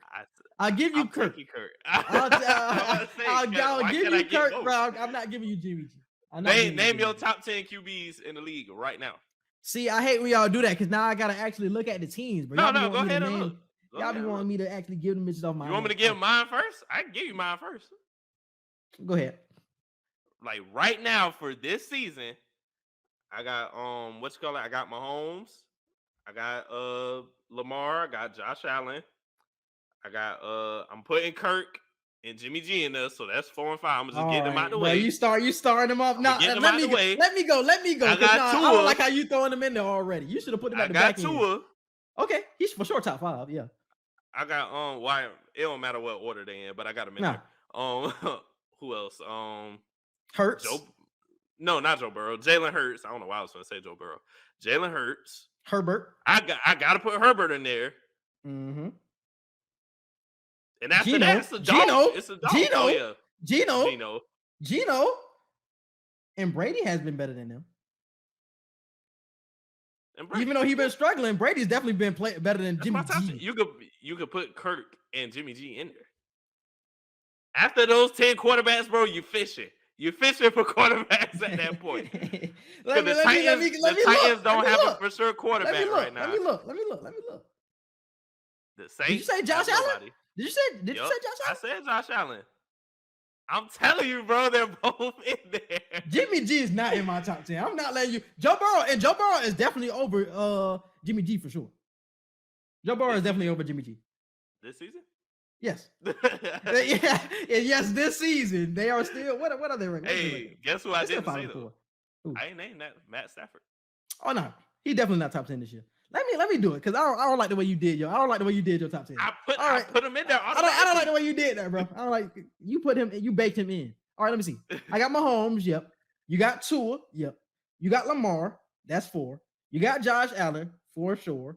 You got Herbert, for sure. You got Burrow. Burrow has definitely been top 10 this year. You got Hurts, that's 7. You got Kirk, that's 8. You got Seahawks, you got Geno, that's 9. Then you got Brady, that's 10. That's 10 right there. That's 10 right there. So no, he has not been. No. And are we going to say Jimmy G has been playing better than Dak? Oh, yes. Yes, Dak is not playing top 10 this year. Not for you that. Justin Fields, high key, I will put above Jimmy G. Hell no. No, stop. No, I'm not. No, I told you you're fishing. You're just fishing for quarterbacks at this point. Jimmy G, yes sir. We got Justin Fields over your punk ass. That boy is fishing for quarterback. That boy is fishing for quarterback. I see what you're talking about. He around there, but he definitely not my top 10. No. He's not in my top 10. No. Too wild. Moving on, we got the Vikings are the best team in the NFL. Too wild, not too wild. Not too wild. At minimum, shit, they top 4, but it ain't too wild to say they the best. They only got 1 L. So They are not the best team in the NFL. It is the Kansas City Chiefs. I've seen enough. Even with Juju going down this week, and that was a crazy ass hit. Prayers up to Juju and his fam, because that was a crazy ass concussion. I think the Chiefs are still the best team in the NFL because once again, they're starting to get their running game going at the right time. And I love to see that. And Kelsey still doing Kelsey things. And they're starting to get Kadarius Toney going in the middle of the season. So by playoff time, he's going to be fully integrated in that system. And that's going to be a problem for most teams, especially when Juju is fully healthy too. I'm loving what I'm seeing. The defense has been playing stout as well. So the Kansas City Chiefs have been the best team. Should I say most complete? I don't know if I would say most complete because I think the Eagles have been the most complete. I wouldn't say most complete team. No. I think the Eagles have been the most complete, but they're second. But I still think the Chiefs are a better team, though, even though they're not as complete as the Eagles. True. Can't argue that. All right. Go ahead. Derrick Henry is a top 3 MVP candidate. Too wild or not too wild? Cap. Too wild. It's too many other niggas that you can put over him. Tua or Tyreek, whichever one from the Dolphins you want to. I don't really care. But Tua, Jalen Hurts, Mahomes. Those are definitely the 3 right now. Definitely top 3. I agree. Too wild. And I got another one. I had another one with Saquon.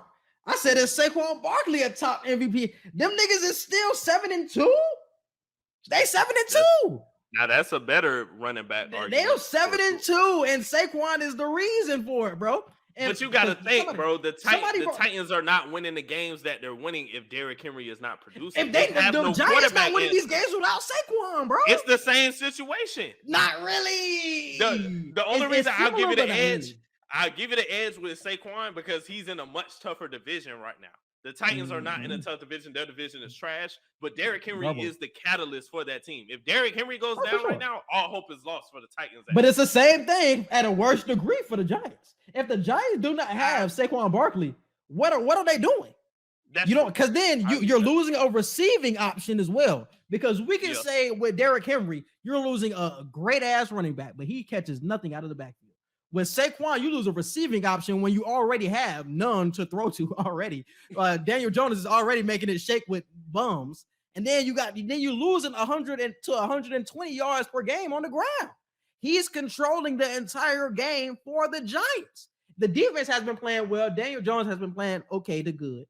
But Saquon Barkley has been the catalyst and has been the key to having them at a 7-2 record. I think he should be a top 4 candidate. That's why I put top. I didn't want to say top 3, but I think he is a top 4 candidate for MVP right now. I'll give you the Saquon point. I just think Derrick Henry got to get some love too because he only has 2 games of less than 85 yards this season. Every other game has been 85 to 130 something. I think he got 1 200-yard rushing game. Mm-hmm. So Derrick Henry, he's willing the Titans. And shout out to Mike Vrabel because Mike Vrabel still got to coach this team. It ain't like they just handing it to Derrick Henry and the defense ain't doing what they need to do or whatever. But Mike Vrabel, I think he's in Coach of the Year conversation as well. I think it's still Brian Daboll's to lose just because of how much the success the Giants are having. But shout out to the Tennessee Titans. They were a team we were looking at early this year. Like, are they frauds? Like we thought they were just going to be a dumpster fire, and they've completely turned it around. And they pushed the Chiefs in Arrowhead to overtime. So that's major. So shout out to the Titans. I just thought Derrick Henry deserved a little love with that. My last one, this go back to the Vikings. Justin Jefferson will be this generation's Randy Moss. Too wild or not too wild? Not in terms of stats, but just in terms of cultural impact. He already on the Vikings, and he going crazy, which gives you Randy Moss. And he got that gritty. He the one who got that gritty shit. He got that gritty. Got the celebrations, got the charisma, got all that. Because somebody had ended up tweeting out some funny shit. Somebody had said, he said, who's better between Jerry Rice and Justin Jefferson? And somebody was like, that nigga Jerry Rice can't gritty or some shit like that. That shit he said Jerry Rice never can't gritty. That shit was funny. But damn, bro. Damn, it's a conversation now because he's having the best first 3 seasons that we've ever had in the NFL. Though statistically, he's up there. Statistically, you can put him up there in that Randy Moss conversation too. That's true, but I ain't want to just throw stats numbers because people will clearly have all of Randy Moss stats, and then they'll be like, Justin got to hit this, and this. So I don't want to just say. But stats, Justin is hitting this, and this. He's had the most wide receivers, most yards for any wide receiver in his first 2 years. About to be first 3 years. True, but I just think from a cultural standpoint is where I'm asking the question. Like I think kids and teenagers who are watching. I don't know, bro. I don't think Jefferson right now, bro. Got that one. It's too many good receivers in the league, bro. If he keep going the way he going, bro, it was a lot of good receivers when Randy was playing. Other than Randy and T.O. as the cream of the crop, it was clear that Randy and T.O. was the cream of the crop, bro. It was clear. That's true. You had niggas like Larry Fitzgerald for sure was in the conversation. They had you had Megatron, AJ Johnson. That was more toward the back end of Randy though. That was back end Randy when Megatron. Yeah, that's right. So it was like you had Larry Fitzgerald come in 01. You had Chris Carter come more so was like the back end of Chris Carter when we got Randy Moss. So it was really T.O. and Randy was clear top 2 when they was running through it. I don't think Justin Jefferson had that type of thing where he's going to be clearly but I think it'll be hard for him to just be clearly number 1. Well, not hard because you can clearly be number 1 in this. Because can we really say he's number 1 right now? We're just so pass heavy in this league now. True. Randy and T.O. were the clear number 1s when throwing the ball was like damn near the third option. But now we're in a world where wide receivers are damn near the biggest asset to an offense outside of quarterback. So I think that's where Jefferson has the arc. You can make the argument with Jefferson of like, there's so many other good receivers, but I think he can still have that impact on the culture and on the upcoming football fans of like, damn, we ain't seen a Vikings receiver like this since that last one. You know what I'm saying? So I think it's not too wild. I would rather go to the point of statistically he's up there with Randy than culturally, because Randy still got, bro, that nigga has a verb named after him, bro. Like we say Moss because of this nigga. Like Jefferson, I don't think Jefferson can have that. I don't think anybody in the rest of NFL nobody else can have that. Will have that type of impact. Nobody, bro. I don't think anybody would touch the cultural impact of Randy. I don't think. Statistically, I think you have a better argument because of the seasons that he's putting up. But culturally, I don't think you can beat Randy, bro. Moss, like nigga, that was the shit. Yeah, Moss. Niggas still say Moss. People are still saying that. You get Moss. Literally, Tom Brady just said it. He would have been. That Moss. Is a verb.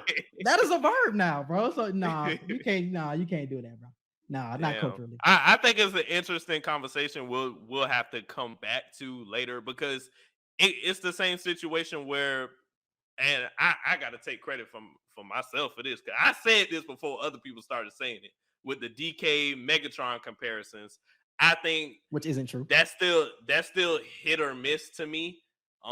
It may not be as consistent, but I think DK, as far as the build and the play style, he still is to me the closest thing we've seen to Calvin Johnson as a receiver. He may not have the same impact, may not make the same catches consistently, but I think this comparison of, and not comparing to say who's better or not, but just the second coming of this type of player, I think Justin Jefferson and Randy Moss, I think that's not too crazy of a comparison when it comes to generations. These kids nowadays, they didn't get to see T.O. Like, they didn't get to see Randy Moss. They're going to have to Google and look at YouTube videos. I'm about to say YouTube, Randy Moss. Yep. But right now, they're watching Jay Jettas, bro. They're watching Justin Jefferson. They're looking like, and especially after this last catch, like, that's the shit they're going to refer to. Like, when we say, oh, he just mossed this nigga, they're going to be like, what are you talking about? Like, they're not going to know that. Like, just Jetta. Honestly, that sounds corny as hell. That shit ass. But that gritty, bro, they're gonna be like, that's the gritty dude. Like, you know what I'm saying? Sure. So that gritty for sure. It's a conversation that'll be revisited, I think. Oh, okay.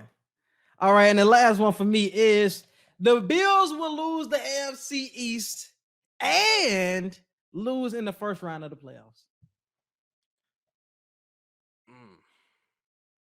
I say think about how they've been looking, bro. Think about how they've been looking. I say not too wild. I told y'all a few minutes ago, this game against the Browns, the Bills should win, but let the Browns go into Buffalo and get that dub, and it's probably gonna snow. Like, let the Browns go in there and get that dub, bro. That's gonna tell me everything I need to know. So the Bills need to win this week. And even if they win, I still say not too wild to this poll. Like, I think it's very possible they could lose their division because they're already in third. So I don't see them just skyrocketing in the first out of nowhere. And I wouldn't be surprised they lost in the first round just because of the regression we've seen. And they've already lost to teams in their division. They've already lost to the Jets this year, and they've already lost to the Dolphins this year. So they already got one upped on you.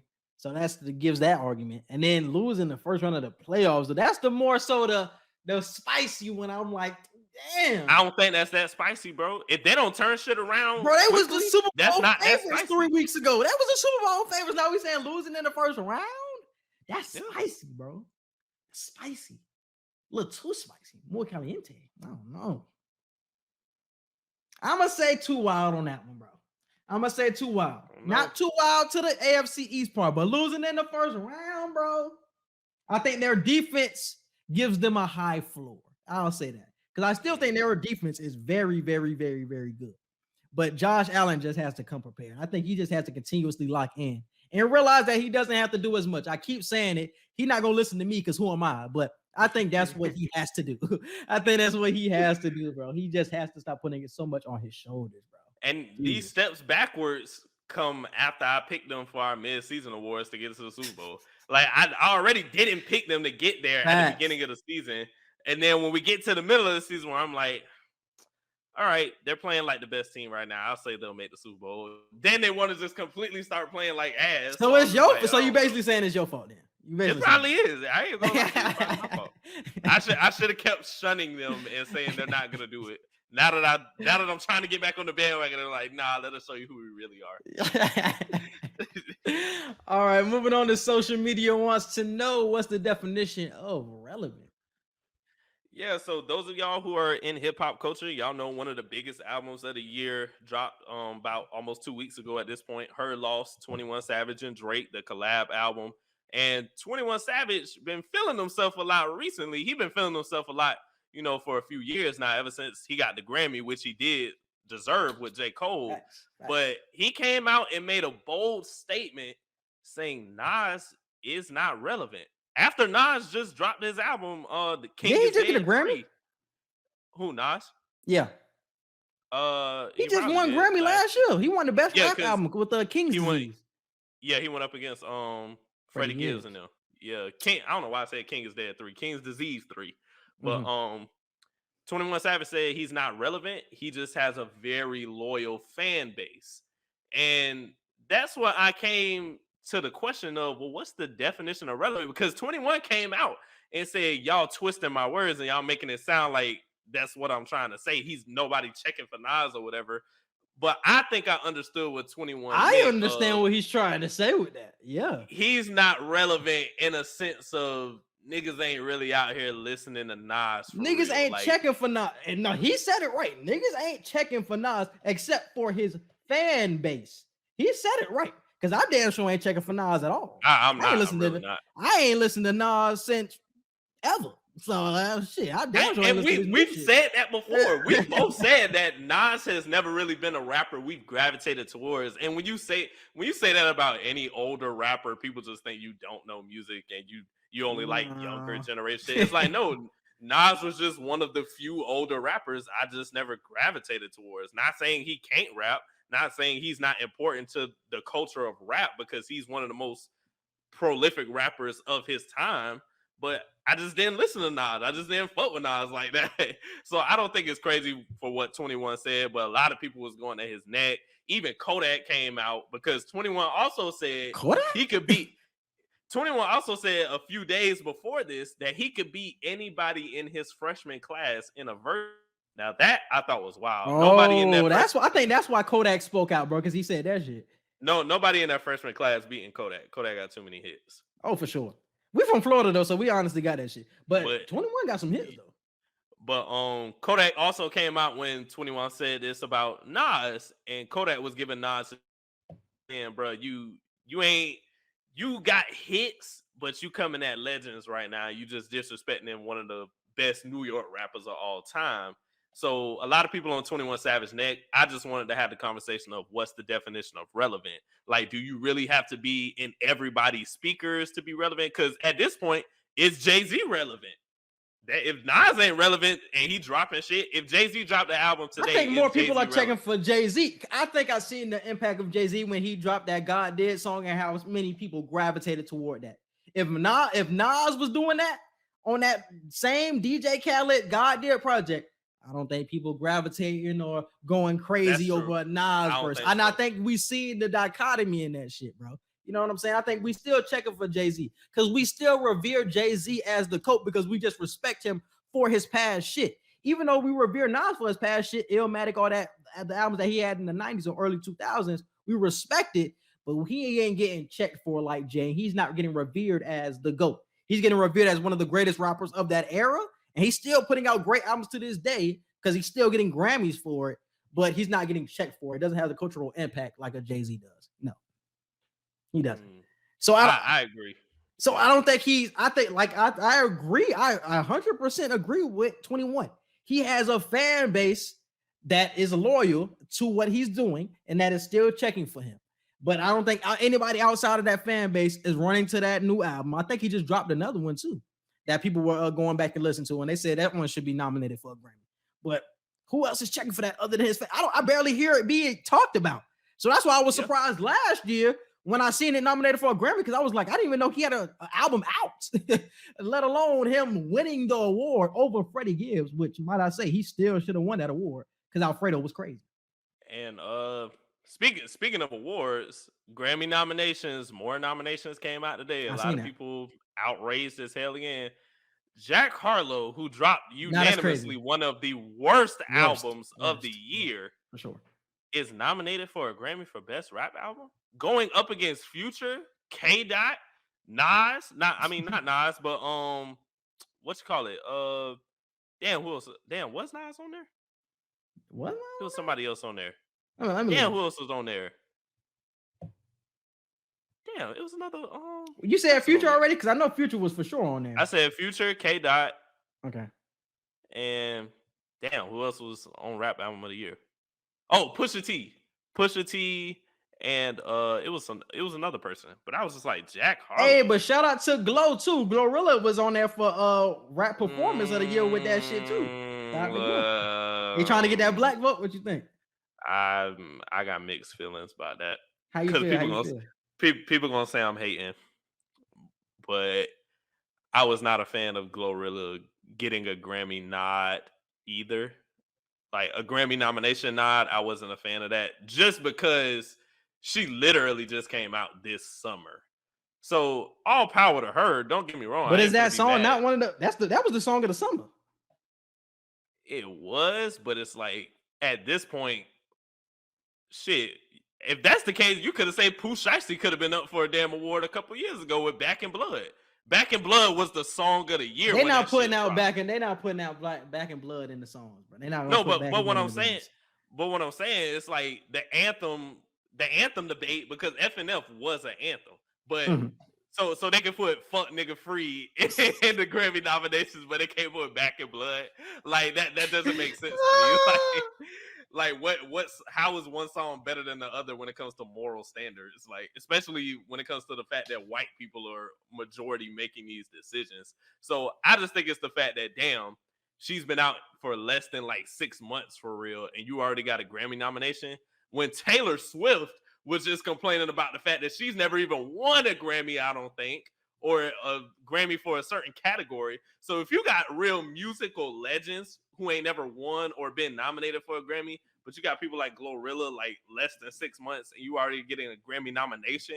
But I feel like you're trying to step on her shit though, bro. Because no, I'm not. You trying to step on her shit a little bit, bro. You trying to step on her shit. I'm not. Yeah, you trying to step on her shit a little bit.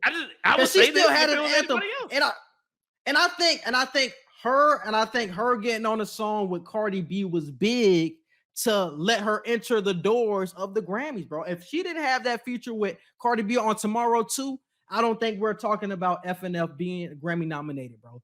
I think Cardi made her more accessible to the mainstream. I don't think Little Durk for Pooh Shiesty put him in that same conversation where that's going to make you Grammy nominated. I think that's going to make you more mainstream, possibly, and make it that song a hood classic. But I don't think it did the same to the effect of what Cardi B did for Glow. And I think she is the reason why Glow is a Grammy nominated, Cardi B, and the impact and the fan base that she has. Other than that, I think that's the only thing I say about FNF. It was an anthem, and Cardi B really pushed it too. She pushed her. And I don't know. I don't know. That's why I said people gonna think I'm hating when it's not. It has nothing to do with Glorilla. I just think it has to do with the fact that it's an artist that literally just barely made the cut for the people who could get nominated for this award show. But that song been out for a minute though, bro. FNF came out when she still had the old teeth, bro. FNF been out for a minute. I think it came out in April. Yeah, she still had the old teeth during the summer. Yeah, it got hot during the summer. Yeah, she had the old teeth back then. I don't I wouldn't have been mad if she was in the best rap artist either, because she got a few hits. No, hell no.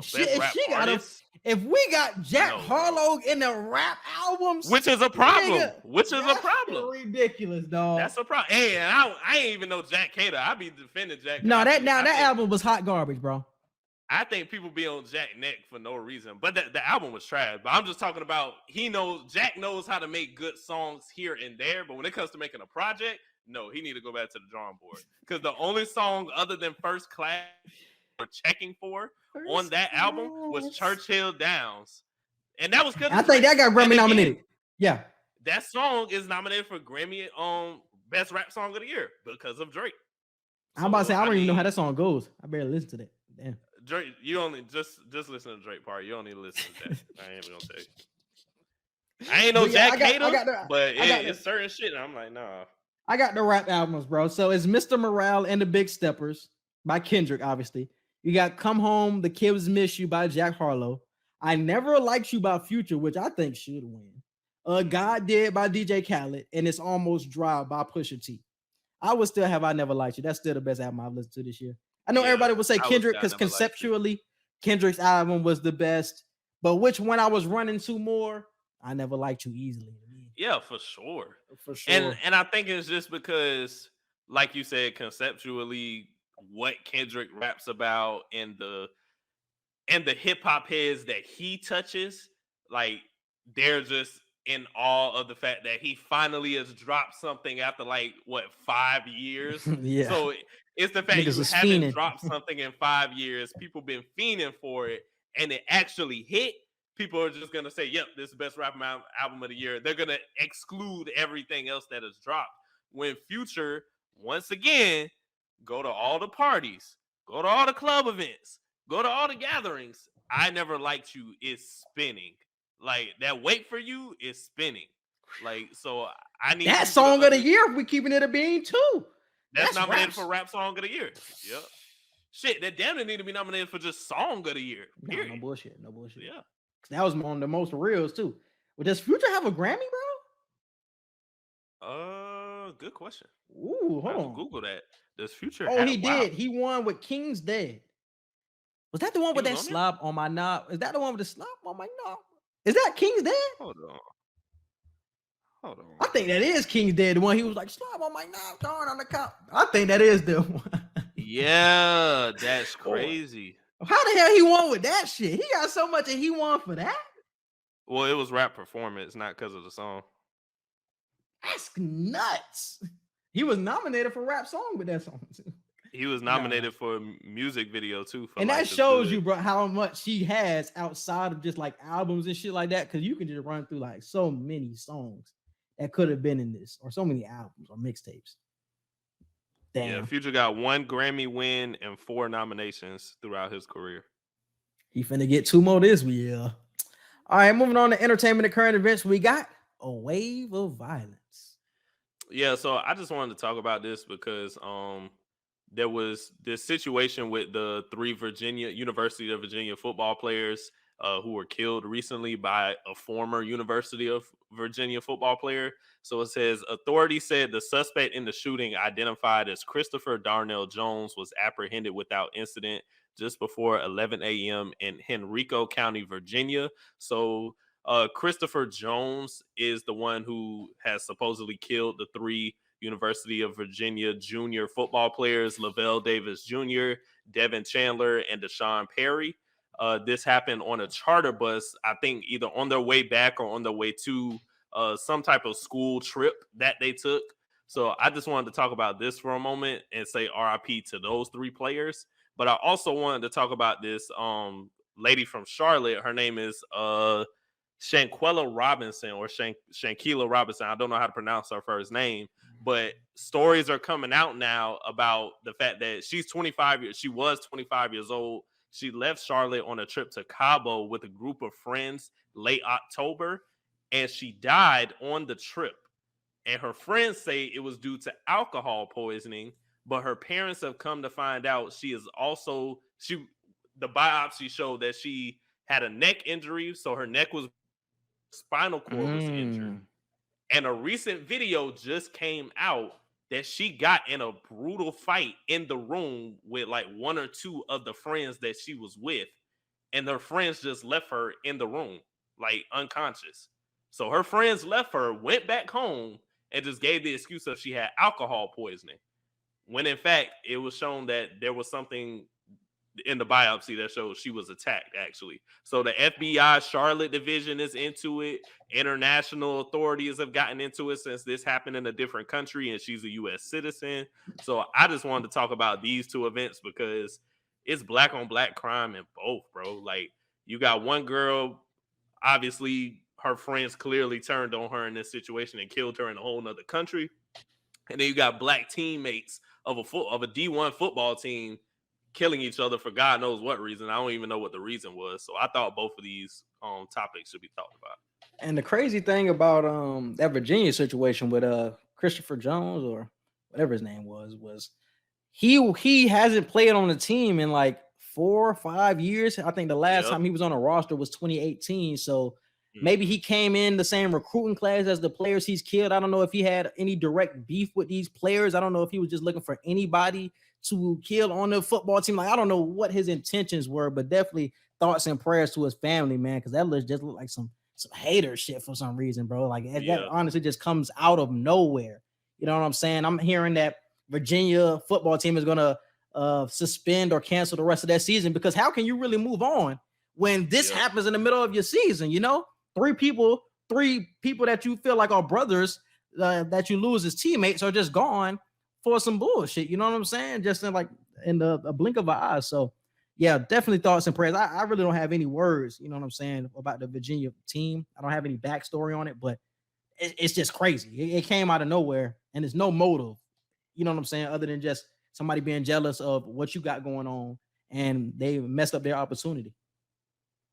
Yeah, I hate both situations. I read it on ESPN. I read the article on ESPN. I don't think it really dove into what the reasoning could be. I'm sure they're still trying to find that out. They've clearly arrested him at this point. They've arrested Christopher Jones at this point. But RIP to those three Black Kings, bro. Like, that shit's wild. I can't blame University of Virginia for canceling the rest of their season. These are players that you grow a brotherhood with. Like, these are people you see every day if you're a part of that football team. And to just keep going throughout the season knowing that, damn, like, our teammates, our brothers, our friends, like, they're just not here anymore right now, and we just got to keep playing. I feel like that's a lot of pressure to put on the players. If they keep playing, all power to them, but I would not blame them at all if they cancel the rest of the season. But for that Shanquella Robinson situation, that shit's wild, bro. I didn't even sit and watch the video fully, but I did see her getting in a fight with one of the friends in the room in Cabo. Mm-hmm. And that's a situation where you got to be careful with who you travel with, bro, because a lot of people are saying they feel like they took her on that trip to do what they did to her. Because the fact that you lied about what happened to her on top of what y'all did, like, it's just screaming that, you know, y'all had some type of intention with what happened. So rest in peace to her. I hope the family gets the justice that they're searching for. All them friends who were recording her when she was unconscious and like just leaving her in the room and not really giving a fuck about her life, all of them need to be held accountable, bro. Everybody that was in that room when that situation happened, they need to either be arrested and put to jail or some type of action, some type of law action needs to happen against all of them, because that was a really sad story that I read today. Yes, sir. Definitely rest in peace. And moving on to a Texas middle school teacher admits to being racist. Yeah, so in Texas, there was this teacher, this older white teacher. He was talking to some of his middle schoolers, and they were asking him if he was racist. And he said, deep down in my heart, I'm ethnocentric, which means I think my race is the superior one. I think everybody thinks that. They're just not honest about it. I think everybody's a racist at that level. And I wanted to have this conversation, and he's been fired, by the way. He was put on paid leave at first, but he over the last 2-3 days he was fired. But I wanted to have the conversation because was he really wrong for thinking what he's thinking?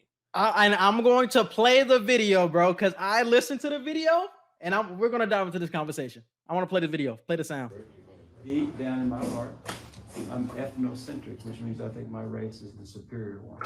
Oh, I haven't said it. Wait, no, let me finish. Hey, look. So, white is better than all. No, let me finish. I think everybody thinks that, they're just not honest about Hey, it. I'm not racist, though. I like all types of kinds. Did I say I don't like people? People only think Wait, that. so you said you are what? You are You're racist? saying you're like. You're I think racist? everybody's a racist at that level. No, like, you said you are racist. I did. Yeah, I'm Say trying to it. be Yes, honest. I'm racist. No, I'm not saying it again. I've said it enough. So you're racist. I think I like something. Yes, you said Put your phone up. I respect I'm you. putting I the actually phone respect you for a while, but like I'm putting the now, phone out. I don't even got no more respect for you. Put it up. Yeah, for real. I don't think I got respect for him no more, bro. You know, you should have more respect for him. And that's the part that I want to talk about, bro. Because if you guys heard what he said at the end, the kids will question it because obviously they're in shock because who would think their teacher would admit to being racist? The kids at the end started to discuss, I don't think I can have respect for you anymore.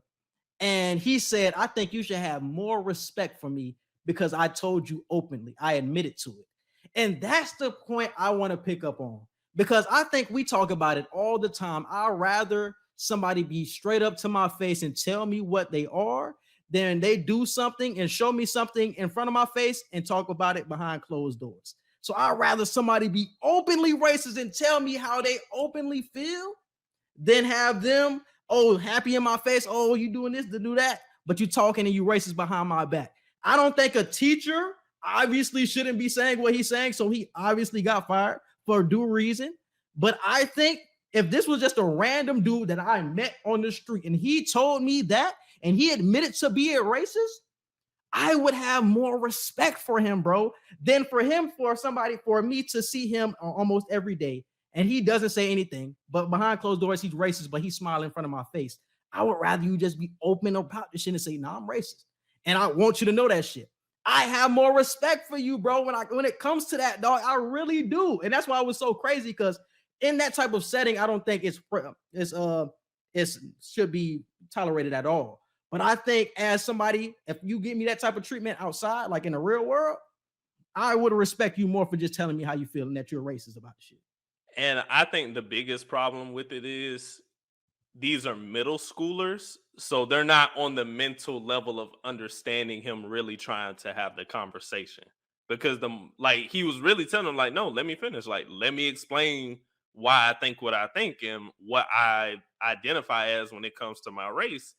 They just see it as you racist. You don't like black people. Like, and it's like, even if that is the case, he's not trying to make it sound like that. Like, because as black people, we feel we the superior race. Like, plain and simple.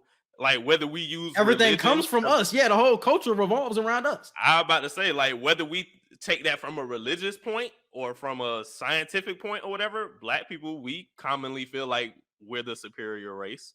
And who are we to say that Asian people don't think the same thing?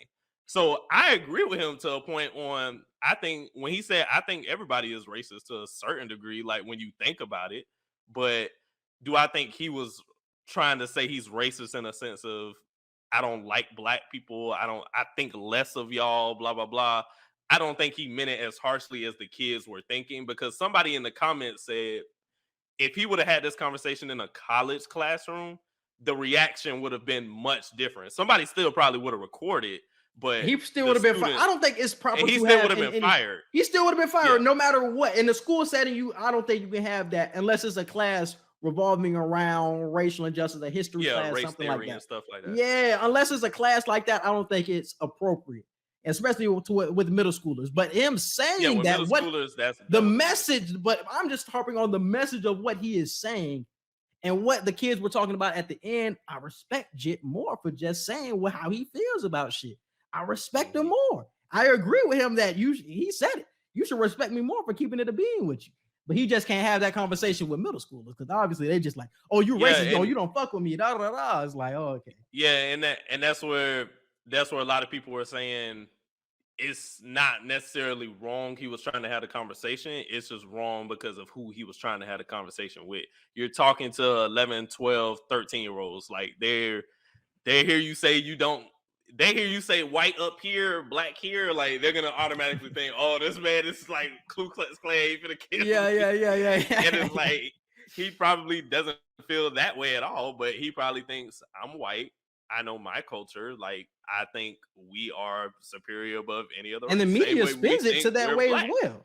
Everybody, and the media spins it for him to think that the whites are the superior race. So why wouldn't he think that when everything around us tells us that whites are the superior race, or they try to tell us that whites are the superior race?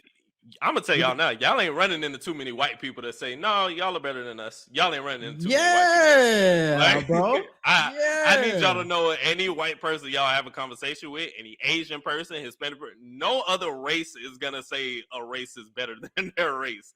So that's why I think he was in a sticky situation. He shouldn't have had the conversation at all. Let us make that clear. This conversation should not have happened. But since it did, we at least understand his point. Y'all are not going to walk up to a Hispanic person and say black people are better than y'all and just expect them to be okay with it. You can't expect an Asian person to walk up to a white person and say, we're better than y'all, and white people are just going to be like, yeah, you are. Like, no. So I do agree with him on that point of every race thinks they're the better race, which in terms means every race is somewhat racist to a certain extent when you think about it on that level. Because this is my point, bro. And I feel like we've had this conversation before on like which person would we rather encounter. So let's just say this dude is racist. I don't think he is racist. I just think he has an opinion on who he feels like is a superior race. But if this dude is racist, if he openly says, okay, I'm racist, boom, would you rather him say that, or would you rather him go around smiling in black people's face but being racist behind closed doors, calling you a nigga and all this other shit? Would you rather somebody be open about their racism or hide it? Which one would you rather encounter? I'd rather you tell me you're racist so I can know what side of the fence you on, so I know, oh, he don't even fuck with me. I don't even gotta fuck with this dude. I don't even have to interact with him because I know how he feels about my kind. Then somebody who smiles, acts like he fucks with our kind, and then ends up talking shit behind our back. That's the point when I talk about respect. Which one do I respect more? I respect the nigga who tells me straight up how he feels about something. Then you go behind closed doors and act racist behind closed doors, calling people nigga, da, da, da, da. That's what I'd say when I talk about respect. That's what I respect more. And I think that's what he meant at the end of like, that's why you should respect me more for saying it. Because a lot of people ain't going to say how they really feel about it because they'd rather say it behind closed doors. But I'm telling you openly. And that's the part where I say I respect what he says when he says that.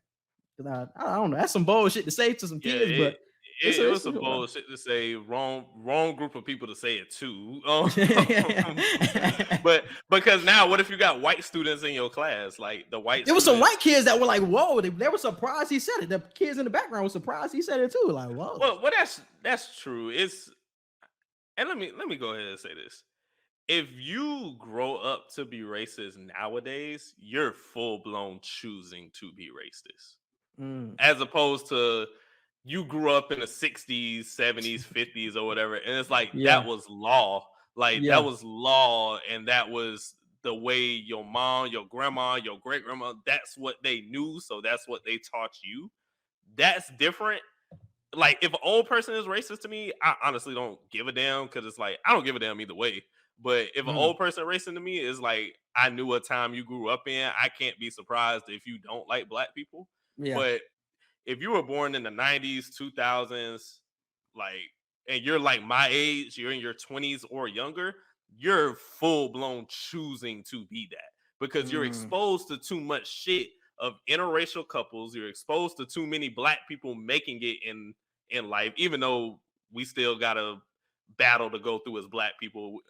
2 or 3 people ain't more than enough. Yeah. But white kids nowadays, they see a lot more with black people intermingling with white people, to where if you're racist, it's because you're full blown believing whatever you choose to believe at that point, in my opinion. No, I agree. And that goes with any race, honestly. So FTX files for bankruptcy, and crypto.com could be on the way out as well. And this is coming. And obviously, it's in a time where cryptocurrency is obviously in the gutter at this point. After being so high earlier in the year, Bitcoin was at 60,000. Ethereum was like at 4,000. We're now looking at Ethereum at like 1,700, and Bitcoin is under 20,000 at this point. We're seeing that the FTX, which is a crypto exchange, it ends up filing for bankruptcy amid a $8 billion shortfall. So it's so many people withdrawing money because they don't like what the market is in for cryptocurrency. They ended up withdrawing money, and FTX.com didn't have enough money to end up paying them all of this money that they're trying to withdraw. So they had to go bankrupt because of it. I mean, and FTX was one of the hottest websites or crypto exchange websites for such a long time. It got hot during that 2019. I mean, they just got their name on the Miami Heat arena. The American Airlines became FTX Arena this year. So they was handing out so much money to so many different places. And then to see that in a few months that they're in the gutter, they're going bankrupt. The CEO, who was only 30 years old, was one of the richest men in the world, getting compared to Warren Buffett, is now nowhere to be found. I mean, he cashed out and now he's nowhere to be found. Nobody responsible for the lost money from everybody. They said if you had money in FTX.com, there's, at this point, you can't really get it out because all the money is tied up in the bankruptcy. So now everybody is upset. They don't know where to go. They're trying to file a lawsuit against FTX.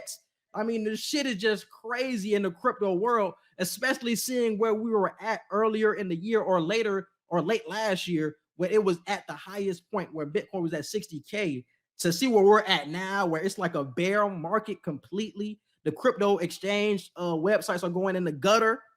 It's a crazy scene, bro.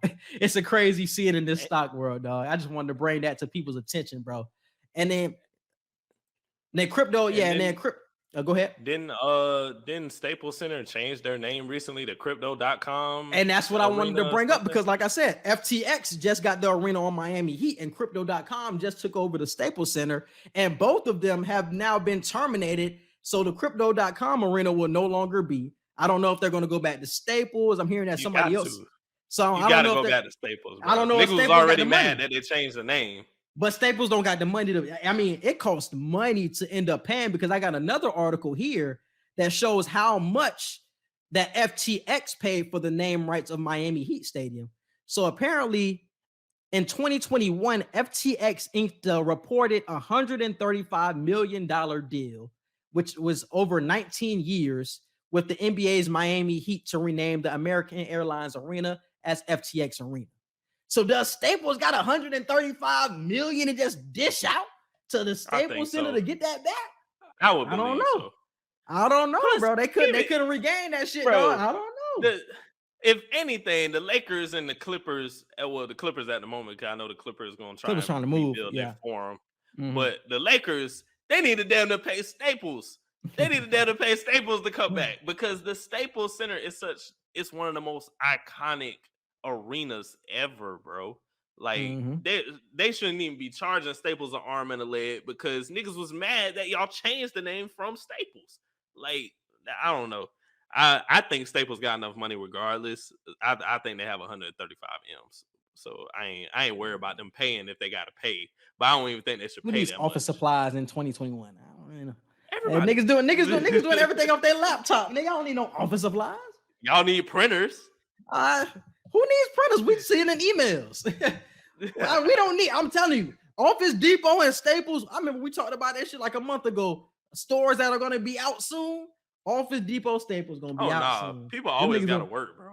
People always gotta work. People you need to work, but everything is becoming so digital, bro, that we don't need that shit that y'all got in store. Unless y'all selling computers, we don't need that shit. Everybody gonna need a pencil and paper at some point in time. We need what? We need printer paper for what? Who's printing shit? I said a pencil and paper. Oh, we can go to Walmart for that shit. We ain't going to high ass Staples to pay for pencils. We can go to Walmart and get that shit for half the price. I'm telling you, people always gonna work. People always gonna go to school. Staples and Office Depot will always be in business. Will they be huge money makers still? Now that can be a conversation. But to the FTX and Crypto.com bankruptcy thing, we were just, I don't even know if y'all remember, but this was like a year and a half ago. Me, Quincy, and the rest of our group chat, we were having the conversation of when will cash, or I think it was when will cryptocurrency be the main form of transactional payments? And a lot of them in the chat was saying like less than 5 years, and I'm like, no, like that you're talking about a worldwide change in the way money is spent. That's not going to be a less than 5 years thing. That's going to be something people talk about over the next 5 years with the United Nations and with the way these companies are going to have to change the entire dynamic of how they operate their selling. So it'll be a conversation for 5 years, but that's like 10, 15 years down the line we talking about. So now that they just went bankrupt and cryptocurrency is in the gutter at this point, like that goes to my point of what I was telling people. It's like, that's too huge of a change to happen in less than 3 to 5 years. Like that's going to take time. Like same thing with flying cars. We've had the flying cars debate all the time. Flying cars, in my opinion, at this point, if they didn't come now, we're not getting them, bro. Flying cars will not touch the masses. It's so much that has to happen for us to get flying cars. Like we have to have like a road system up there. There's so much shit that has to happen. It's so much shit that has to happen. We ain't gonna be alive by the time that shit happens. Or we're gonna be like Dick Gregory and Cicely Tyson. We're gonna be damn near 100 to where it don't even matter at that point. That shit ain't happening. But yeah, that cryptocurrency shit is wild. I don't know if it'll ever come back to be as high as it was before. I'm sure we'll have another point where it gets popular again, but it's interesting to see. It's definitely going to go back up, but damn, it's just crazy seeing how the rise and the fall of crypto in such a short amount of time when FTX was obviously making so much money off of it, with crypto making such a big run last year and just seeing them lose everything. You know what I'm saying? So when cryptocurrency actually goes back up, so FTX can't capitalize on it anymore. So now you got to run back to Robinhood and other crypto exchanges when them boys looking to cash out on your ass too. That's another place. Robinhood is another place where I'm surprised they're not filing for bankruptcy. But they do things other than just crypto. They can do other stuff. Yeah, they do actual stocks. So yeah, they do actual stocks. That's what's keeping them open right now. So yeah, so I'll take it. But yeah, it's just some interesting news. And moving on to Robinhood is so simple to use. It is simple as hell, bro. It's definitely simple. So it's That's simple, why I would never leave. And you can make money off of it. I'm about to say it's simple and you can make money. You ain't gonna go nowhere really. So. I'm not going anywhere. Them niggas have took my money multiple times. I'm like, I'm not going anywhere. I'm not going anywhere. It's too simple, dog. All right, and moving on to Pastor Ox. What you got for song of the week? Song of the week. I still been on Her Loss, bro. I ain't even gonna lie to you. Facts. I'm gonna go with Middle of the Ocean, just because there's so many bars, bro. Like that's a song you catch bars the more and more you listen to it. So I'm going Middle of the Ocean. My wifey just dropped a project this week, so definitely check out Coco Jones. That song Double Back. That shit is fire. honestly, that project is fire. So definitely shout out to Coco Jones. Just dropped her. No, it wasn't an album. It was an EP. But the EP Slide. I think one of her songs, I See You, is on the radio. It's a radio hit now.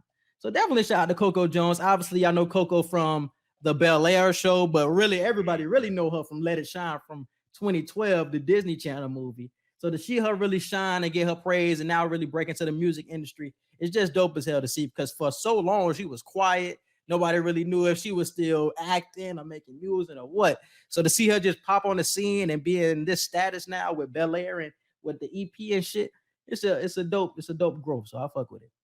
All right, and moving on to movie and show reviews, man. What we got coming up? So if you haven't watched, be sure to go watch our She-Hulk reviews. We reviewed the whole. We just did Black Panther. I'm gonna make sure I had that out for you guys either Wednesday or Thursday. Hopefully I can have it out Wednesday. We did a horror review for some of the biggest movies in the horror genre this year. So we talked about Don't Worry, Darling. We talked about Smile, Barbarian, Halloween Ends. We talked about all of those movies and how the horror industry is really dominating film right now. We still got to do Prey, Avatar, couple other movies. We definitely got to do Avatar. Review. Avatar is probably the one that we got to do more, because that bitch finna come out, and we was bullshit. We should have did Avatar a long time ago. Now that bitch come out in a couple of weeks. So Avatar probably the next thing. Oh, and Raising Kanan full season 2 review. So Raising Kanan, yes sir, man. And we appreciate you guys for listening. And we out. Peace. Be sure to follow and subscribe to the Q&E Podcast. You can find us on Facebook, Instagram, Twitter, and YouTube. And feel free to listen to us anytime on all podcast platforms, including Apple Podcasts, Google Podcasts, Spotify, and iHeartRadio. Submit all questions and inquiries to Q&E Podcast at gmail.com.